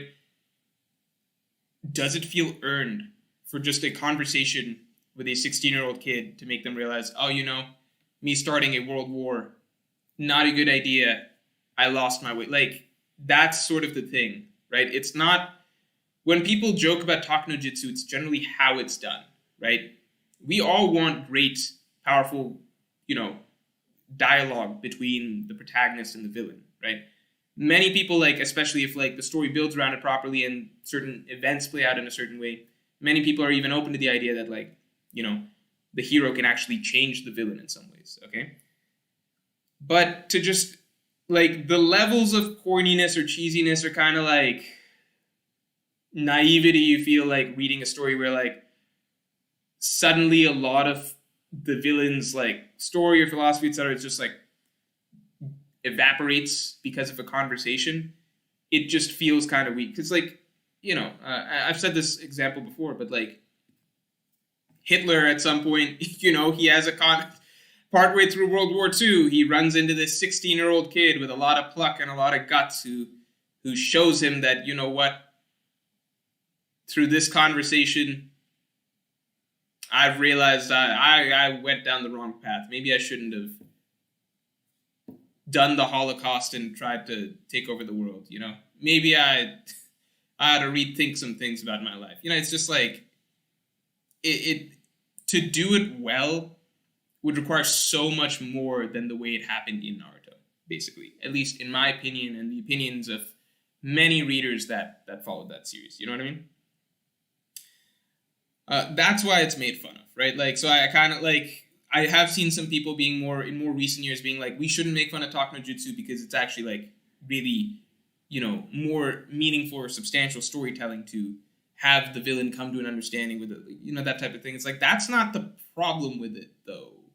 that's not, you're kind of straw man, like that's not it. You're straw manning if you're claiming that's what it is. It's more so how it played out. Mark SM says, hi Morge, love your vids. I think the raid should fail, but how do you see Zoro and Sanji's rematches going, as they had proper, if not underwhelming fights? I personally think that,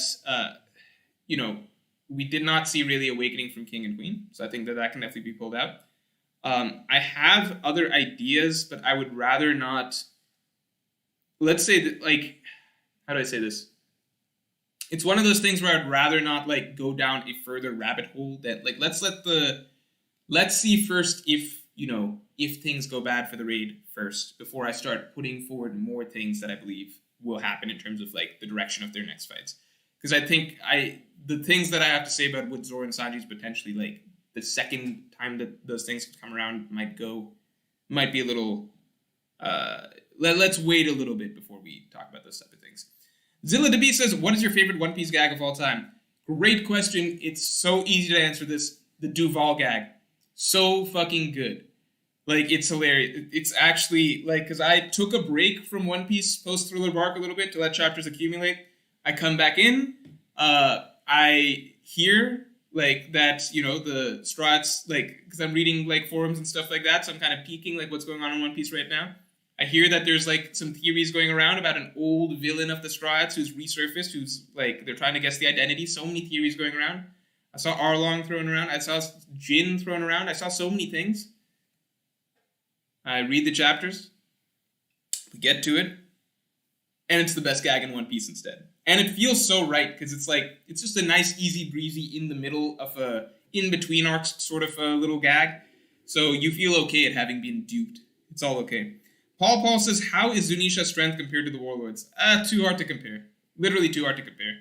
I like to think that, like, some of the top-tier characters in One Piece could fuck up Zunisha or something like that, but it would just be, like, hard, because it's an island. It's literally an island. All right. Caught up on those a little bit. Let's get to the more recent Super Chats. Pat Ron says, hey, Morge, how do you compare One Piece's strengths and weaknesses against other mediums of fiction that have a similar world-building scale? I think One Piece can do more in terms of, for me, I think One Piece can do more in terms of comedy, for one, right? Visual comedy, etc. But emotion, right? I think One Piece's emotion can hit really, really, really, really hard because of the way that Oda, like, just in general, I feel that, like, being able to visually see, right, like, see the emotions, expressions of characters, right, see what they're going through, that works a little bit, that hits a little bit harder.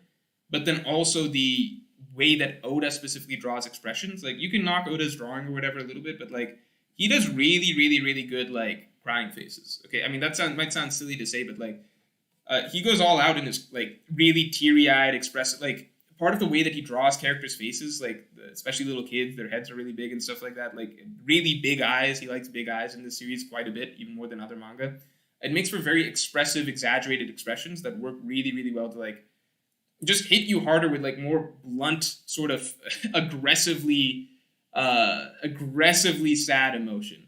All right? Like, so I think Oda has got, like, even if you take away the world building, the long form storytelling, because there are other works of fiction, right, that, like, in other mediums, right, novels especially, that have what One Piece has in those veins. But, like, I think Oda's ability to write just really hard-hitting emotional backstories and emotional scenes, and, like, not even just, like, sad backstories, but just, like, imagery of, like, Whitebeard's death, or Odin holding up, the Scabbards, right?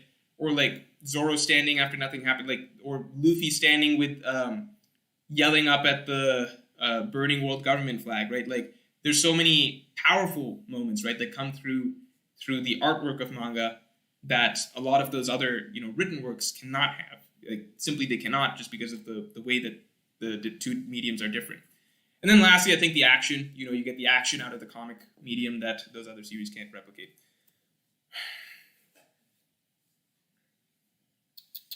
Keenan B, what's up? Couldn't tune into the stream, no problem. Just drop by to say the Marineford video was well worth the wait. It's better than really good. Don't sell yourself short. Look forward to watching the stream later. Thanks, man. I appreciate it. Yeah, I'm really happy with the feedback on the Marineford video. I get the sense that people really, really enjoyed it. So, like, I'm happy with that. I'm happy it was worth the wait for most people.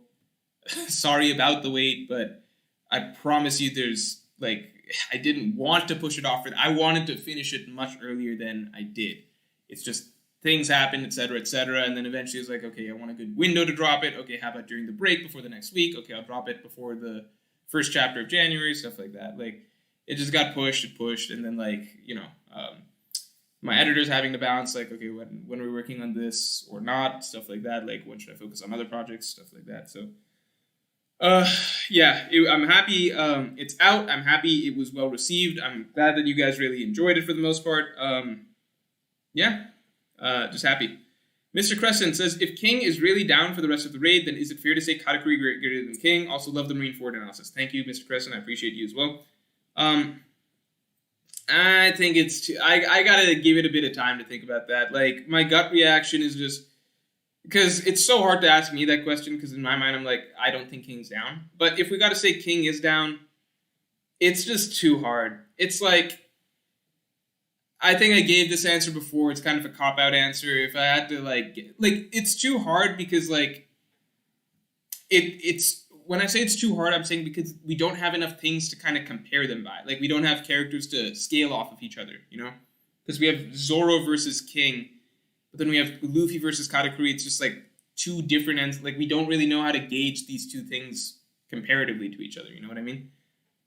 So it's entirely possible that they're, like, neck and neck, or it's entirely possible that one is significant, like, there's a solid gap or something like that. Like, that's what I'm saying. Like, I'm not even saying, like, oh, they're so close, it's hard to pick one. I'm saying, like, I literally can't place them in comparison to each other because I have so few benchmarks. Like, it's possible, like, it's like one of them's solidly stronger than the other, and I might even be wrong on which one is solidly stronger than the other.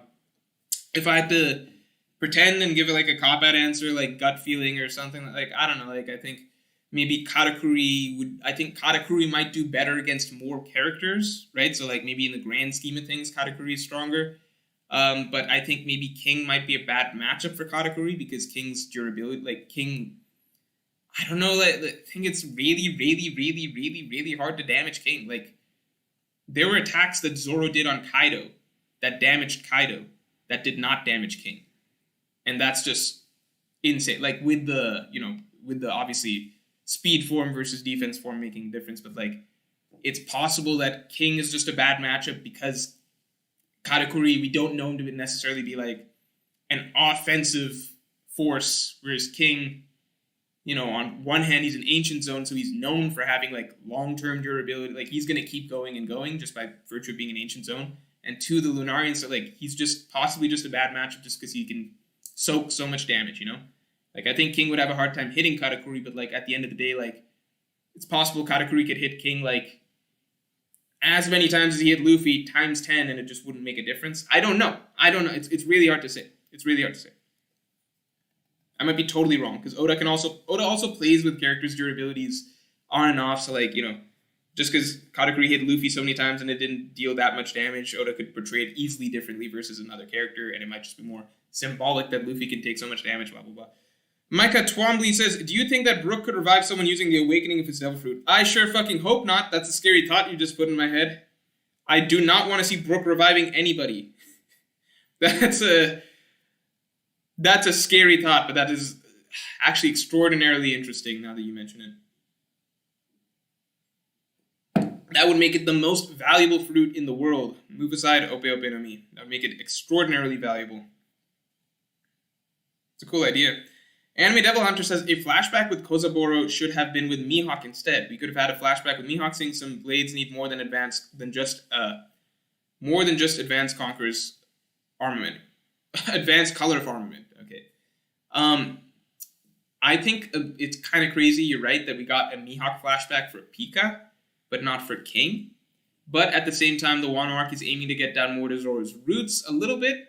We haven't really done it, But, like, the Shimotsuki flashback, like Shimotsuki to Shimotsuki flashback, it's just, I like to think that we've got somewhere more to go with it. Because otherwise it's kind of just like, it happened to be a Shimotsuki Kozaboro, like, cool, but, like, what does that really do for me? I don't know. Sheesh says, can you do a thematic Nami character analysis? I would, but here's the blunt truth. You know how many views I would get for a Nami character analysis? Maybe like 6 or 7. 6 or 7 people. Maybe double digits. I don't know. I gotta balance, like, what I would be interested in doing with, like, what's actually gonna get views.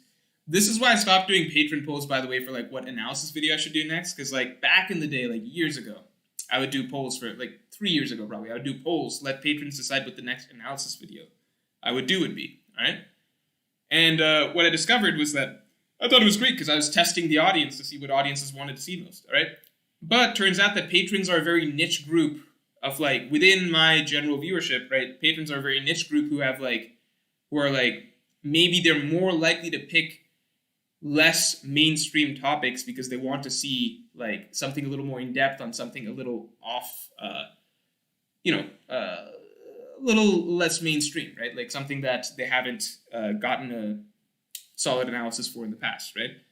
So a few times in a row, they would pick topics that are just like, I'd be like, okay, I guess I'll do this topic. That's interesting. I didn't know they'd want to see that. I'd do it, put it out. Not exactly a hit. I do it a few times and I quickly realize, okay, what these patrons like and what they want to see is not at all representative of what the average person scrolling through the One Piece feed wants to see. So if I do a Nami analysis at any point, I don't know, it would be like if maybe if I do like all the Straw Hats or something at some point, kind of like, I guess, Ohara's series that he's done on the Straw Hats, if I ever decide to do something like that, then yeah, then of course I'd do a Nami analysis in there as well. Of course. It sucks because Nami's like top 3 favorite Straw Hats for me.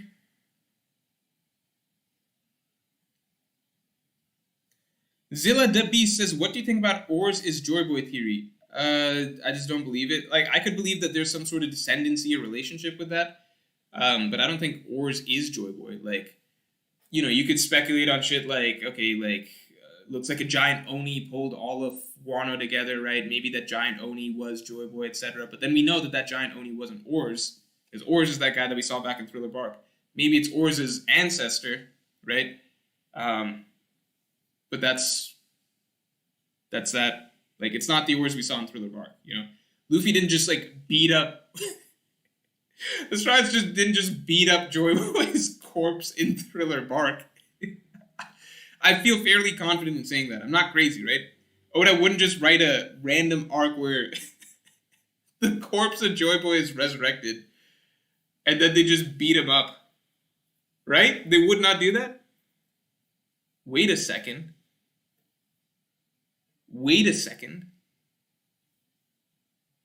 Luffy's shadow being put into Oars.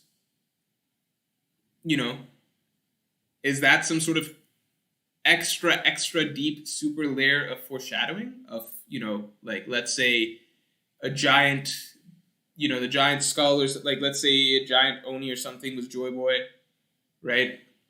And then in such an early arc, Luffy's shadow is being planted into, like, Oars' body, perhaps a descendant of Joy Boy. And then, I don't know, is that Oda hinting at something? Like, you know, Luffy carrying on the soul of Luffy, I guess, supposedly, like, I guess, in the body of a Joy Boy descendant. Like, you guys get what I'm saying? Sort of like, you know, we know the idea that Joy Boy is resurrected or et cetera over time. No, I mean, we don't know actually. We don't know enough details, right? We don't know if, like, Luffy's literally a reincarnation of Joy Boy, if Joy Boy is like a title that's passed on, if it's a spirit that's passed on, if it's a will, etc. But just the idea of, like, I'm getting too far down, like, a weird train based off of this random comment. I'm not going to address this anymore. Sheesh, says Marineford analysis subtitles when? I don't know. I don't know. What language do you want it in? What would you like? French? Spanish? Am I going to review the opening? Asks Spear Silver. No, I've never been, like, an opening type person. Like, I liked the openings back when I, you know, like, watched the anime regularly. Like, but the openings were always even then hit or miss for me. Like, some openings I really, really loved. But I don't, like, remember them off the top of my head. Actually, like any longtime Morge viewer, you know my opinion on anime openings, right? Who knows my opinion on anime openings? Raise your hands. Who knows my opinion on anime openings? My opinion on anime openings. Studio Alex not a mod? Let me mod Studio Alex. I think, by the way, I think one of the reasons, this is my theory, I have to look it up. Some people get unmodded randomly. My theory is that I have too many mods on the channel. So, I get, what do you call? Yeah, I think I've got too many mods on the channel, so maybe it automatically kicks some people off. I'm catching up on some of the older chats, basically.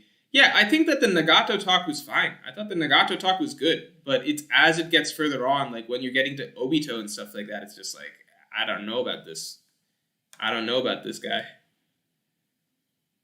Let's see what I missed. Oh, shoot, it didn't refresh at all. Great. What are we at? AJK says we're at 400. Let's reach 500 likes before the end of the stream. Hashtag Morge Bollywood dance incoming. Who is telling you this? What? This was not authorized by me. This is not approved. This is a mod agenda. This is not happening. There's no Bollywood dance coming. But still like the stream. Maybe it'll come. You guys don't. I take it back. I don't know why I'm trying to discourage that. Yeah, like the stream. You guys get a Bollywood dance. Skylar H says, howdy, Morge. In my mind, I think it fits thematically for Luffy to defeat Kaido as the sun rises. Do you think this is possible if the raid fails? The sun rises. Holy shit, the likes jumped fast. We said Bollywood dance at 600 likes, so remember that.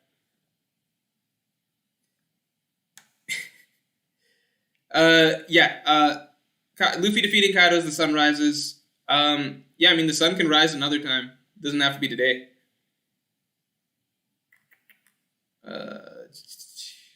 I know Reach. I was just going off on its trend. I know the Oars stuff, big Reach. I was just he got me thinking. Nah, Nami's popular. Yeah, maybe I'll do it. Maybe. I don't think I would do a Bollywood... Sorry, not a Bollywood dance. I don't think I would do a Bollywood dance, but...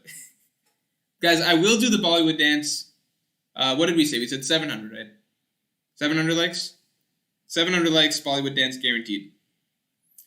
Adrian Hakeem says, do you think a Titanic commander will have Moria's Devil Fruit? A Titanic commander will have Moria's Devil Fruit. That would be pretty nuts to see. Maybe the newest one that we haven't seen. I guess really any of them could get it. The tricky thing is I would assume that a lot of the Impel Down ones already have Devil Fruits. So it's going to be more guys along the lines of Shiryu, Burgess, Van, maybe his opening squad that'll be getting new fruits. But I might be wrong. San Juan Wolf, for example, probably can't get a Devil Fruit simply because he's got to walk in water, Apollina Top Hat says, you said Nami's top 3. Rank all strats in terms of your personal favorites. My personal top 3 is Usopp, Sanji, and Luffy. I don't want to because then people will accuse me of... I'm not allowed to, alright? One day when I retire from YouTube, I'll tell you guys my favorite Straw Hats in ranking, alright? I feel comfortable saying Nami is my top 3 because then nobody will argue I have an agenda or anything like that, you know what I mean? Jared Rabon says, you don't have a question right now, just hopped on the live and wanted to say thanks for all the hardworking content. Cheers. Thank you, Jared. Thanks a lot. I appreciate it. Oh, 667. Guys, we're almost at 700. We're almost at 700 likes. If we get to 700, we're getting a Bollywood dance. Hurry, like the stream. Like it. Once we get to 700, there's a guaranteed Bollywood dance coming. Definitely like the stream. Do you think Kaido's dream came from Rocks' death? I think it's very possible. I would love for the Kaido flashback to start there. Oh yeah, my opinion on anime openings. I think they're a waste of budget. 100%.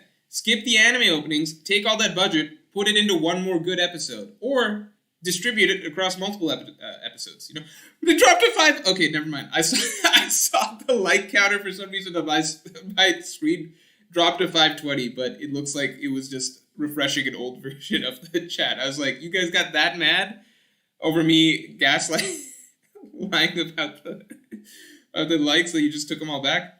711? Guys, oh man, we're so close. We're so close to 800. 800 is when we talked about getting that Bollywood dance going, right? Oh man, I can't wait to get to 800. I've been practicing really hard. You guys, I really want to show this dance. You know what I was doing before the stream started? That's why I was late. I wasn't helping a blind kid learn piano. I was practicing the Bollywood dance. From the dark side of the noodle cup, thanks to Pirate Hero, I finally caught up to the last episode of the anime. What should I do next? Watch the movies or read the manga? Read the manga. Read the manga. I mean, the movies are good, I hear. I still have to watch film C at some point. Just read the manga. The manga is really good. Read the manga. Better paced. It's just, in my opinion, where the anime is at right now in terms of quality, in my opinion, and the manga is at, I think that the manga is the better experience. Pre-time skip, I would argue it's kind of back and forth. CJ Clark says it was 400 likes originally. He keeps increasing it. I don't know about that. I never promised 400. I know I never promised 400.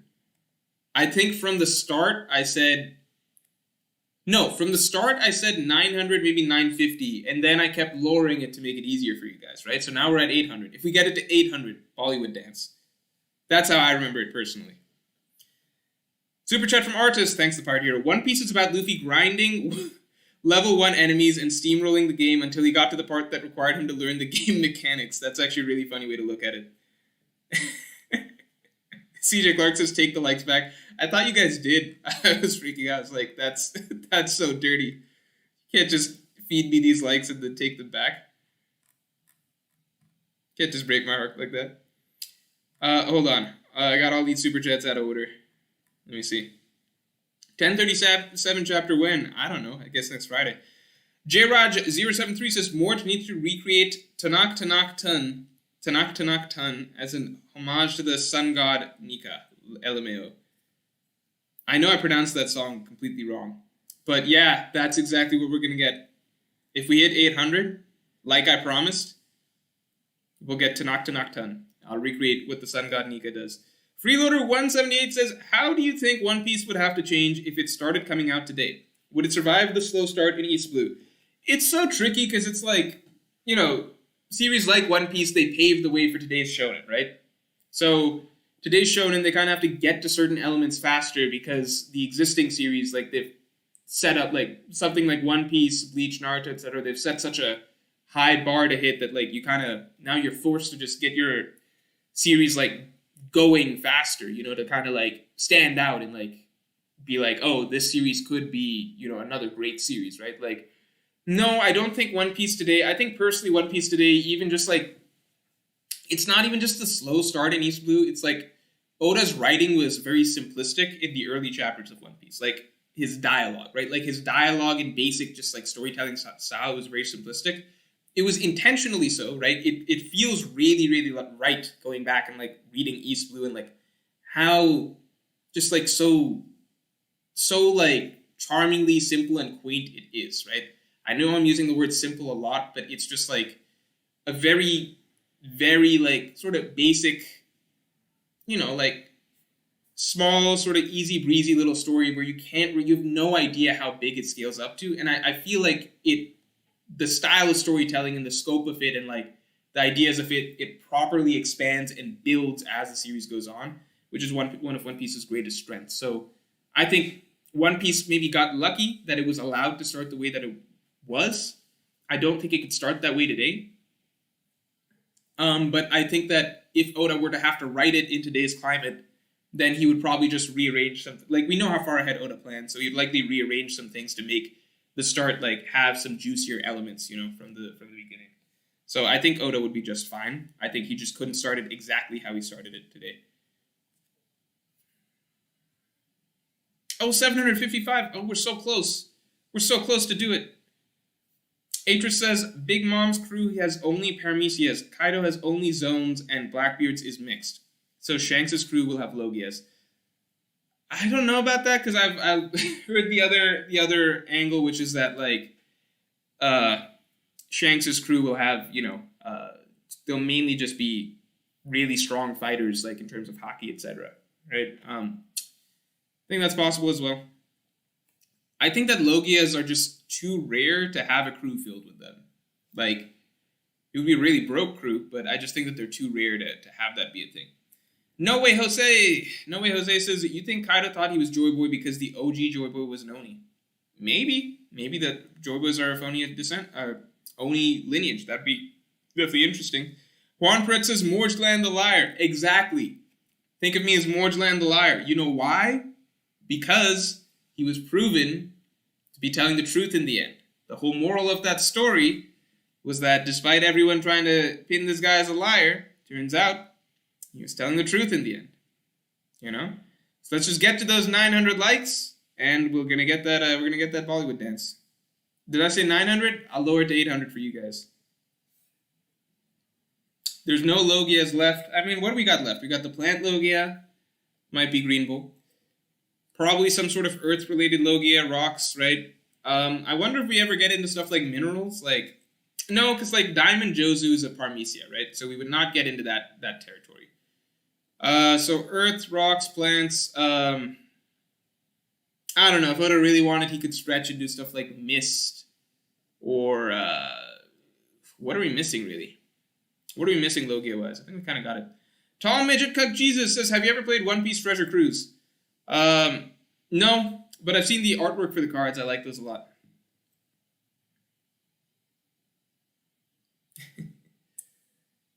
Andrew Noel says, Morja fraud. Omaru says, isn't Daifuku a mythical zone of some kind? Turns into / creates a genie. I don't think that's a mythical zone, though. He just summons, like...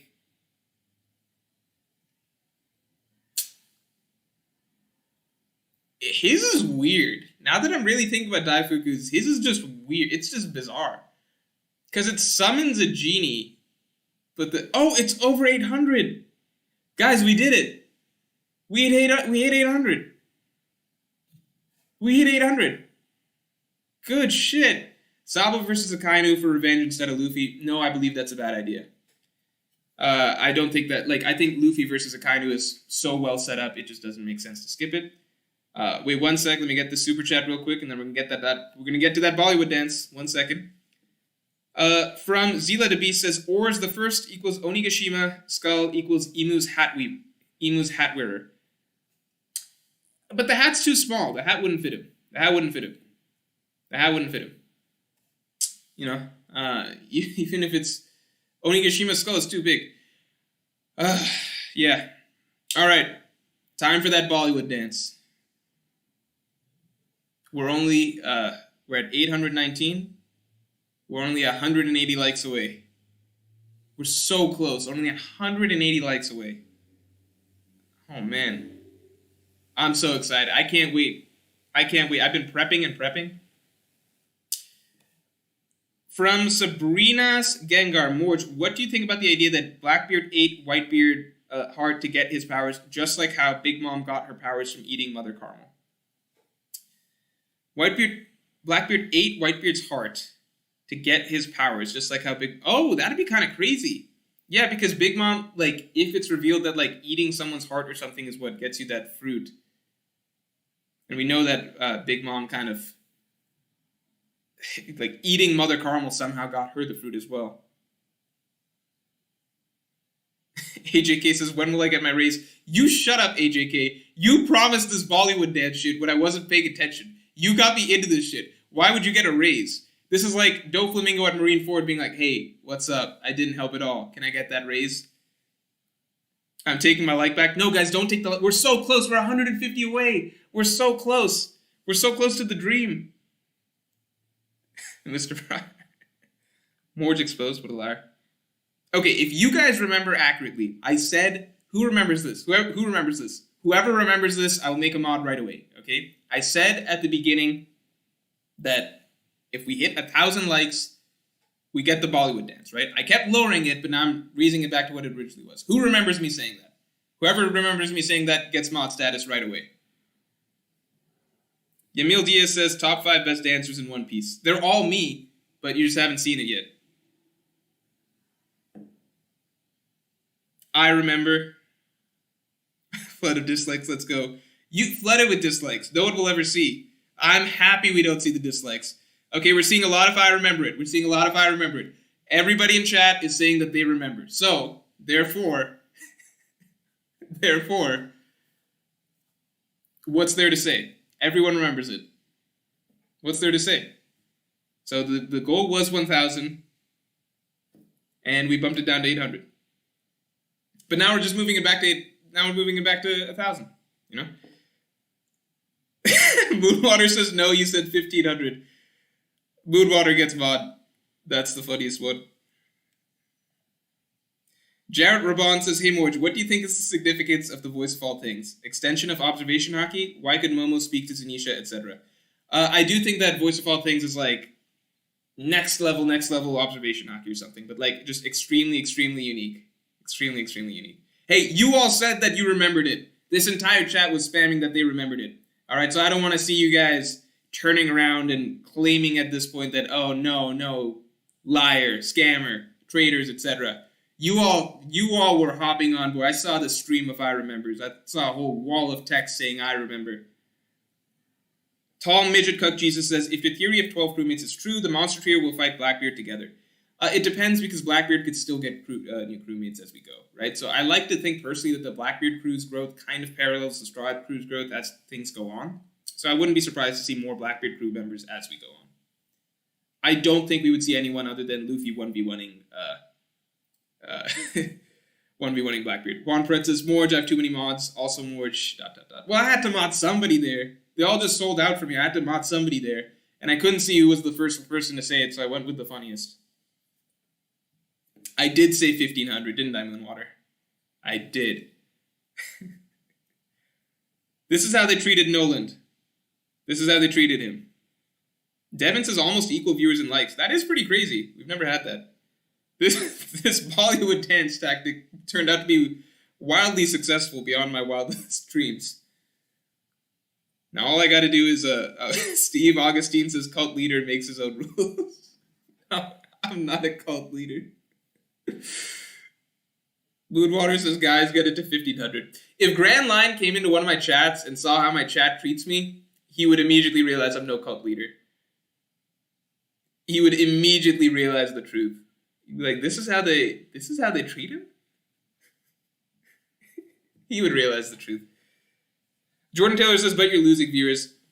That's true. That does organically happen. Oh, it's going up. But that does organically happen over time anyway as we hit the 10 p.m. EST mark, etc. Moonwater says they definitely said 1,500. I agree. Morge Jinbei cosplay, says John Edwards. No, I like Jinbei more nowadays, but not to the point I would ever cosplay him. Haritush Dubey says, I think we need more of Luffy singing. Your thoughts? More of Luffy singing? Oh, man. Isn't it crazy that we can all remember the Skypiea song?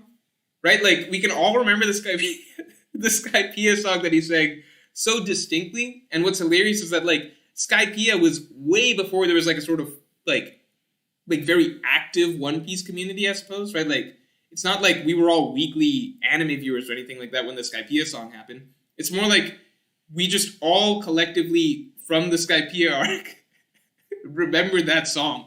Because it just sticks out. Like, that's one of the things that the anime will always have over the manga. The voice actors for the anime are amazing. And they make, like, the moments are so much funnier. You could do so much more with, like, sometimes the anime drags out a joke or ruins a joke a little bit by, like, spending too much time on it. But in general, like, Luffy singing that song, it's just, like, one of my favorite moments from the anime. 100% agree, more Luffy singing would be great. Andrew says, love the vids, Marge. Thanks a lot, Andrew. Keep up the good work. Also, do you think Karasu from the Revolutionary Army has a Logia Zone fruit? His body can turn into a murder of crows. The question is, look, Katakuris can turn into, for example, I think with Karasu, every option kind of applies to him. Like, there's a possibility for each one. So, Katakuri, like, he can turn into Mochi, right? He can turn into Mochi.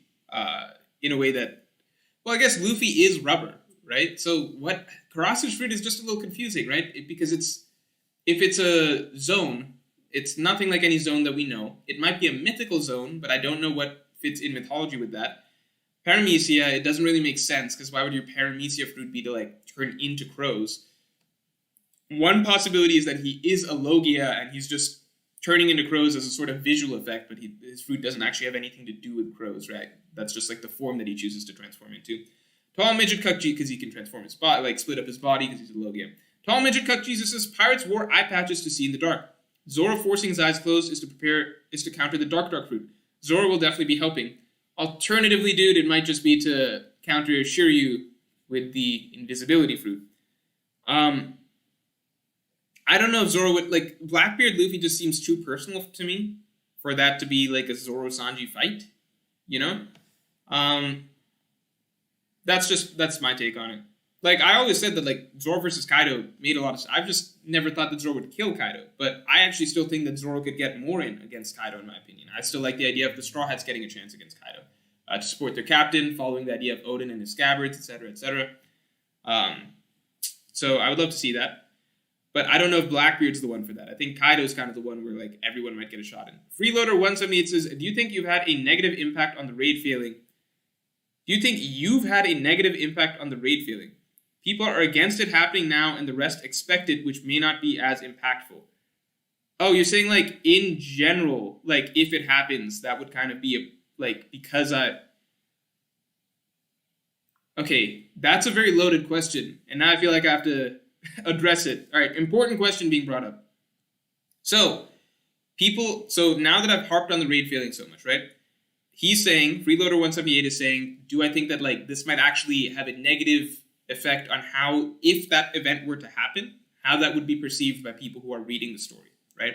Because either you're in the camp of people being against it happening, right, and already being kind of locked in and having told me I'm wrong, etc., etc., etc., and being, like, you know, very anti it, right? So some people are dug in against it and they won't like it if it happens because etc., etc., right? Then there's the camp of people who, now because I've said it so much, so people who believe it, if it happens, it's not as much of a twist. Here's my take on it, right? I do believe, like, this is something universal that I've seen, which is that I think that even if you don't believe in the raid feeling whatsoever, right?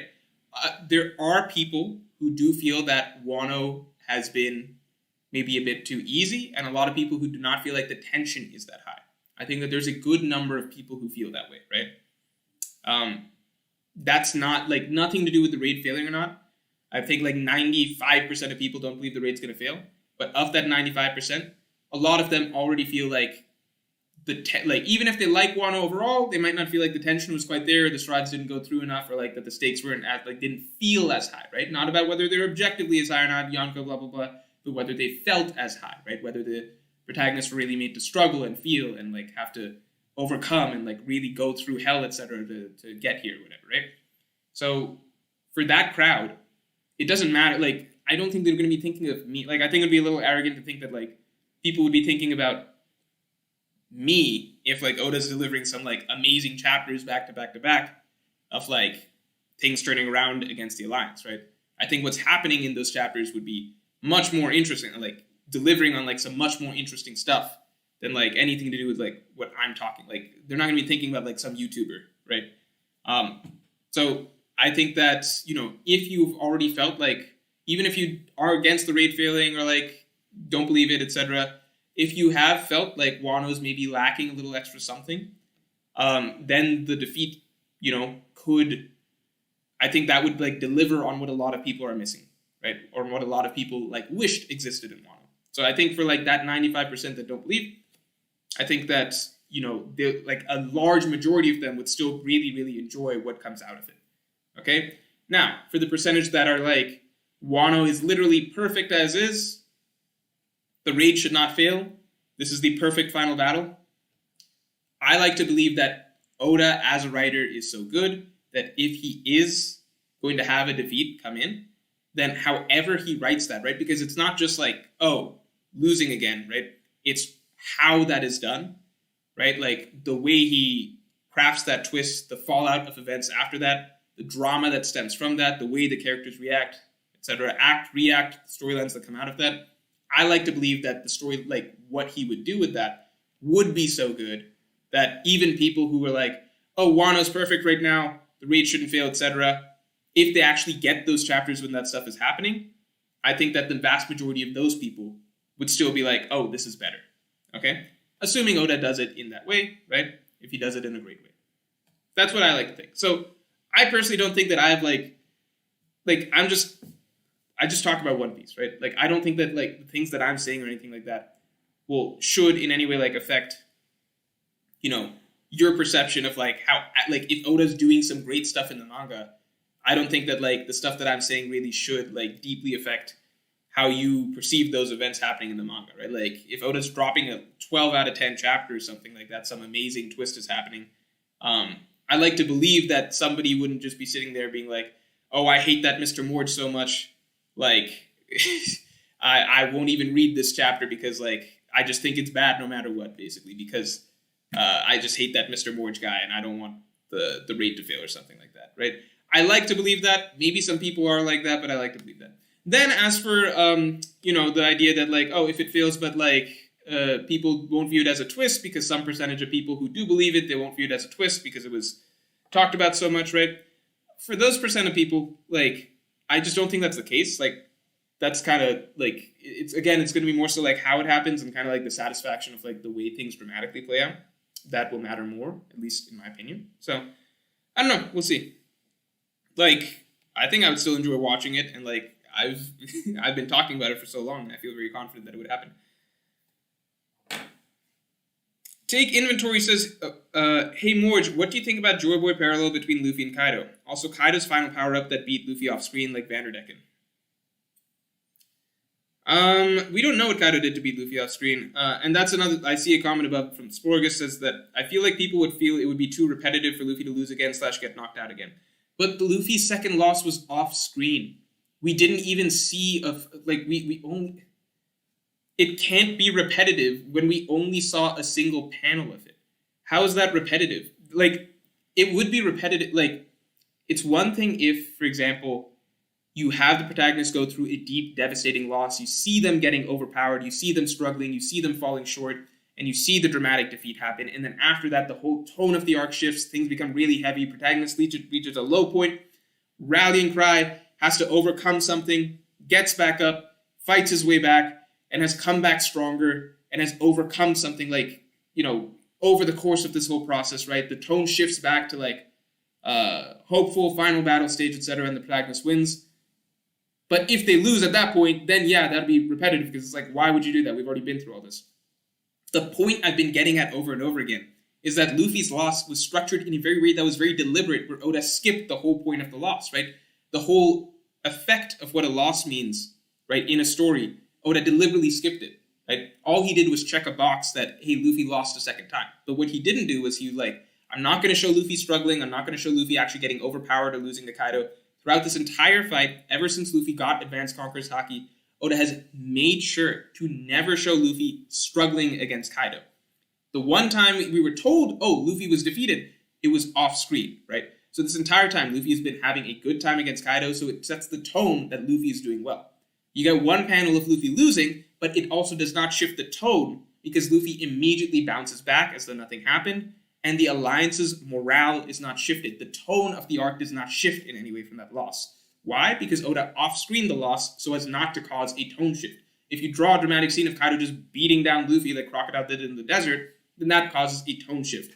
But Oda made sure to skip that because Oda doesn't want to be repetitive. He doesn't want to go through this sort of cycle of like, okay, have the protagonist go through some sort of very dramatic, devastating defeat, shift the whole tone, make things really dark and heavy, etc. Then have the protagonist climb back up, fight the villain one more time, right? Where finally the protagonist is supposed to win, but this time he loses again. That's not really, that's repetitive storytelling. Just having an off-screen panel loss, right, which has no effect on the story, no effect on the tone, no effect on the protagonist, no effect on anything, right? But then having an actual more devastating loss where now the reader is not expecting it, that's just great storytelling. So, two different things there. Like, when you're talking about repetitive versus not repetitive, it's not really about the events. It's about what the characters are going through. What the characters are going through and what beats the drama of the story is kind of going through, right? Because the story at this point in time has not actually ever hit a low point, a midpoint, the point of struggle that you expect every narrative ever to hit. Take Inventory says, oh, no, we covered this. Joy Boy parallel between Luffy and Kaido in general, though. Yeah, like it's interesting, but I need to see kind of like I need to see the Kaido flashback to kind of get some more out of it. You know what I mean? Like, it's interesting, but at the moment, I'm more interested in like getting a really juicy, like dramatic fight than anything else. The pirate here says, "Moors, you look hungry, man. The Taco Bell menu is ringly back on track. Fiesta chips are back in the beefy milk burrito and grilled cheese burrito." Is Taco Bell? Did they start dropping like? What restaurant recently started doing like wings and stuff? Some restaurant that people didn't expect started doing it. Was it wings or was it like fried chicken? Something like that. That caused a big hubbub. Guess that didn't really answer your question, Pirate Hero, but I had nothing to respond to. I kind of just ignored it. We're almost at 1,000 likes? Let's get it. Yeah. The Bollywood dance coming at 1,000 likes. Lee J Animation says, "Forget the raid failing. When is the moon arc?" When is the moon arc? When is the moon arc? That's probably going to be at the end of all this, right? That's when we get the moon arc. Probably, post Elbaf and all that stuff. 39 more likes from Watch the Bollywood Dance, guys. Only 39 more likes. Taco Bell doing wings now. Yeah, that was Taco Bell. Yeah, the part here. You're advertising all the wrong stuff. That's not what they're pushing nowadays. They're pushing the wings. Oh, shit. Some water. My throat's getting kind of dry. 966 likes, only 34 to go. Only 34 to go. And then we get that Bollywood dance. All right? That is a Morge guarantee. Moon arc. Moon arc, whatever we want to call it. Moon arc, I guess, Raftel arc, whatever we want to call it. Morge, create an I Believed NFT if you're right and give it to your subbers with a portion of ad revenue. Oh, man. I don't know much about NFTs. I've tried to stay away from... Wait! 996. 997? Oh, 1,000! 1,000! Guys, all right. Are you ready for this Bollywood dance? All right, let's do it.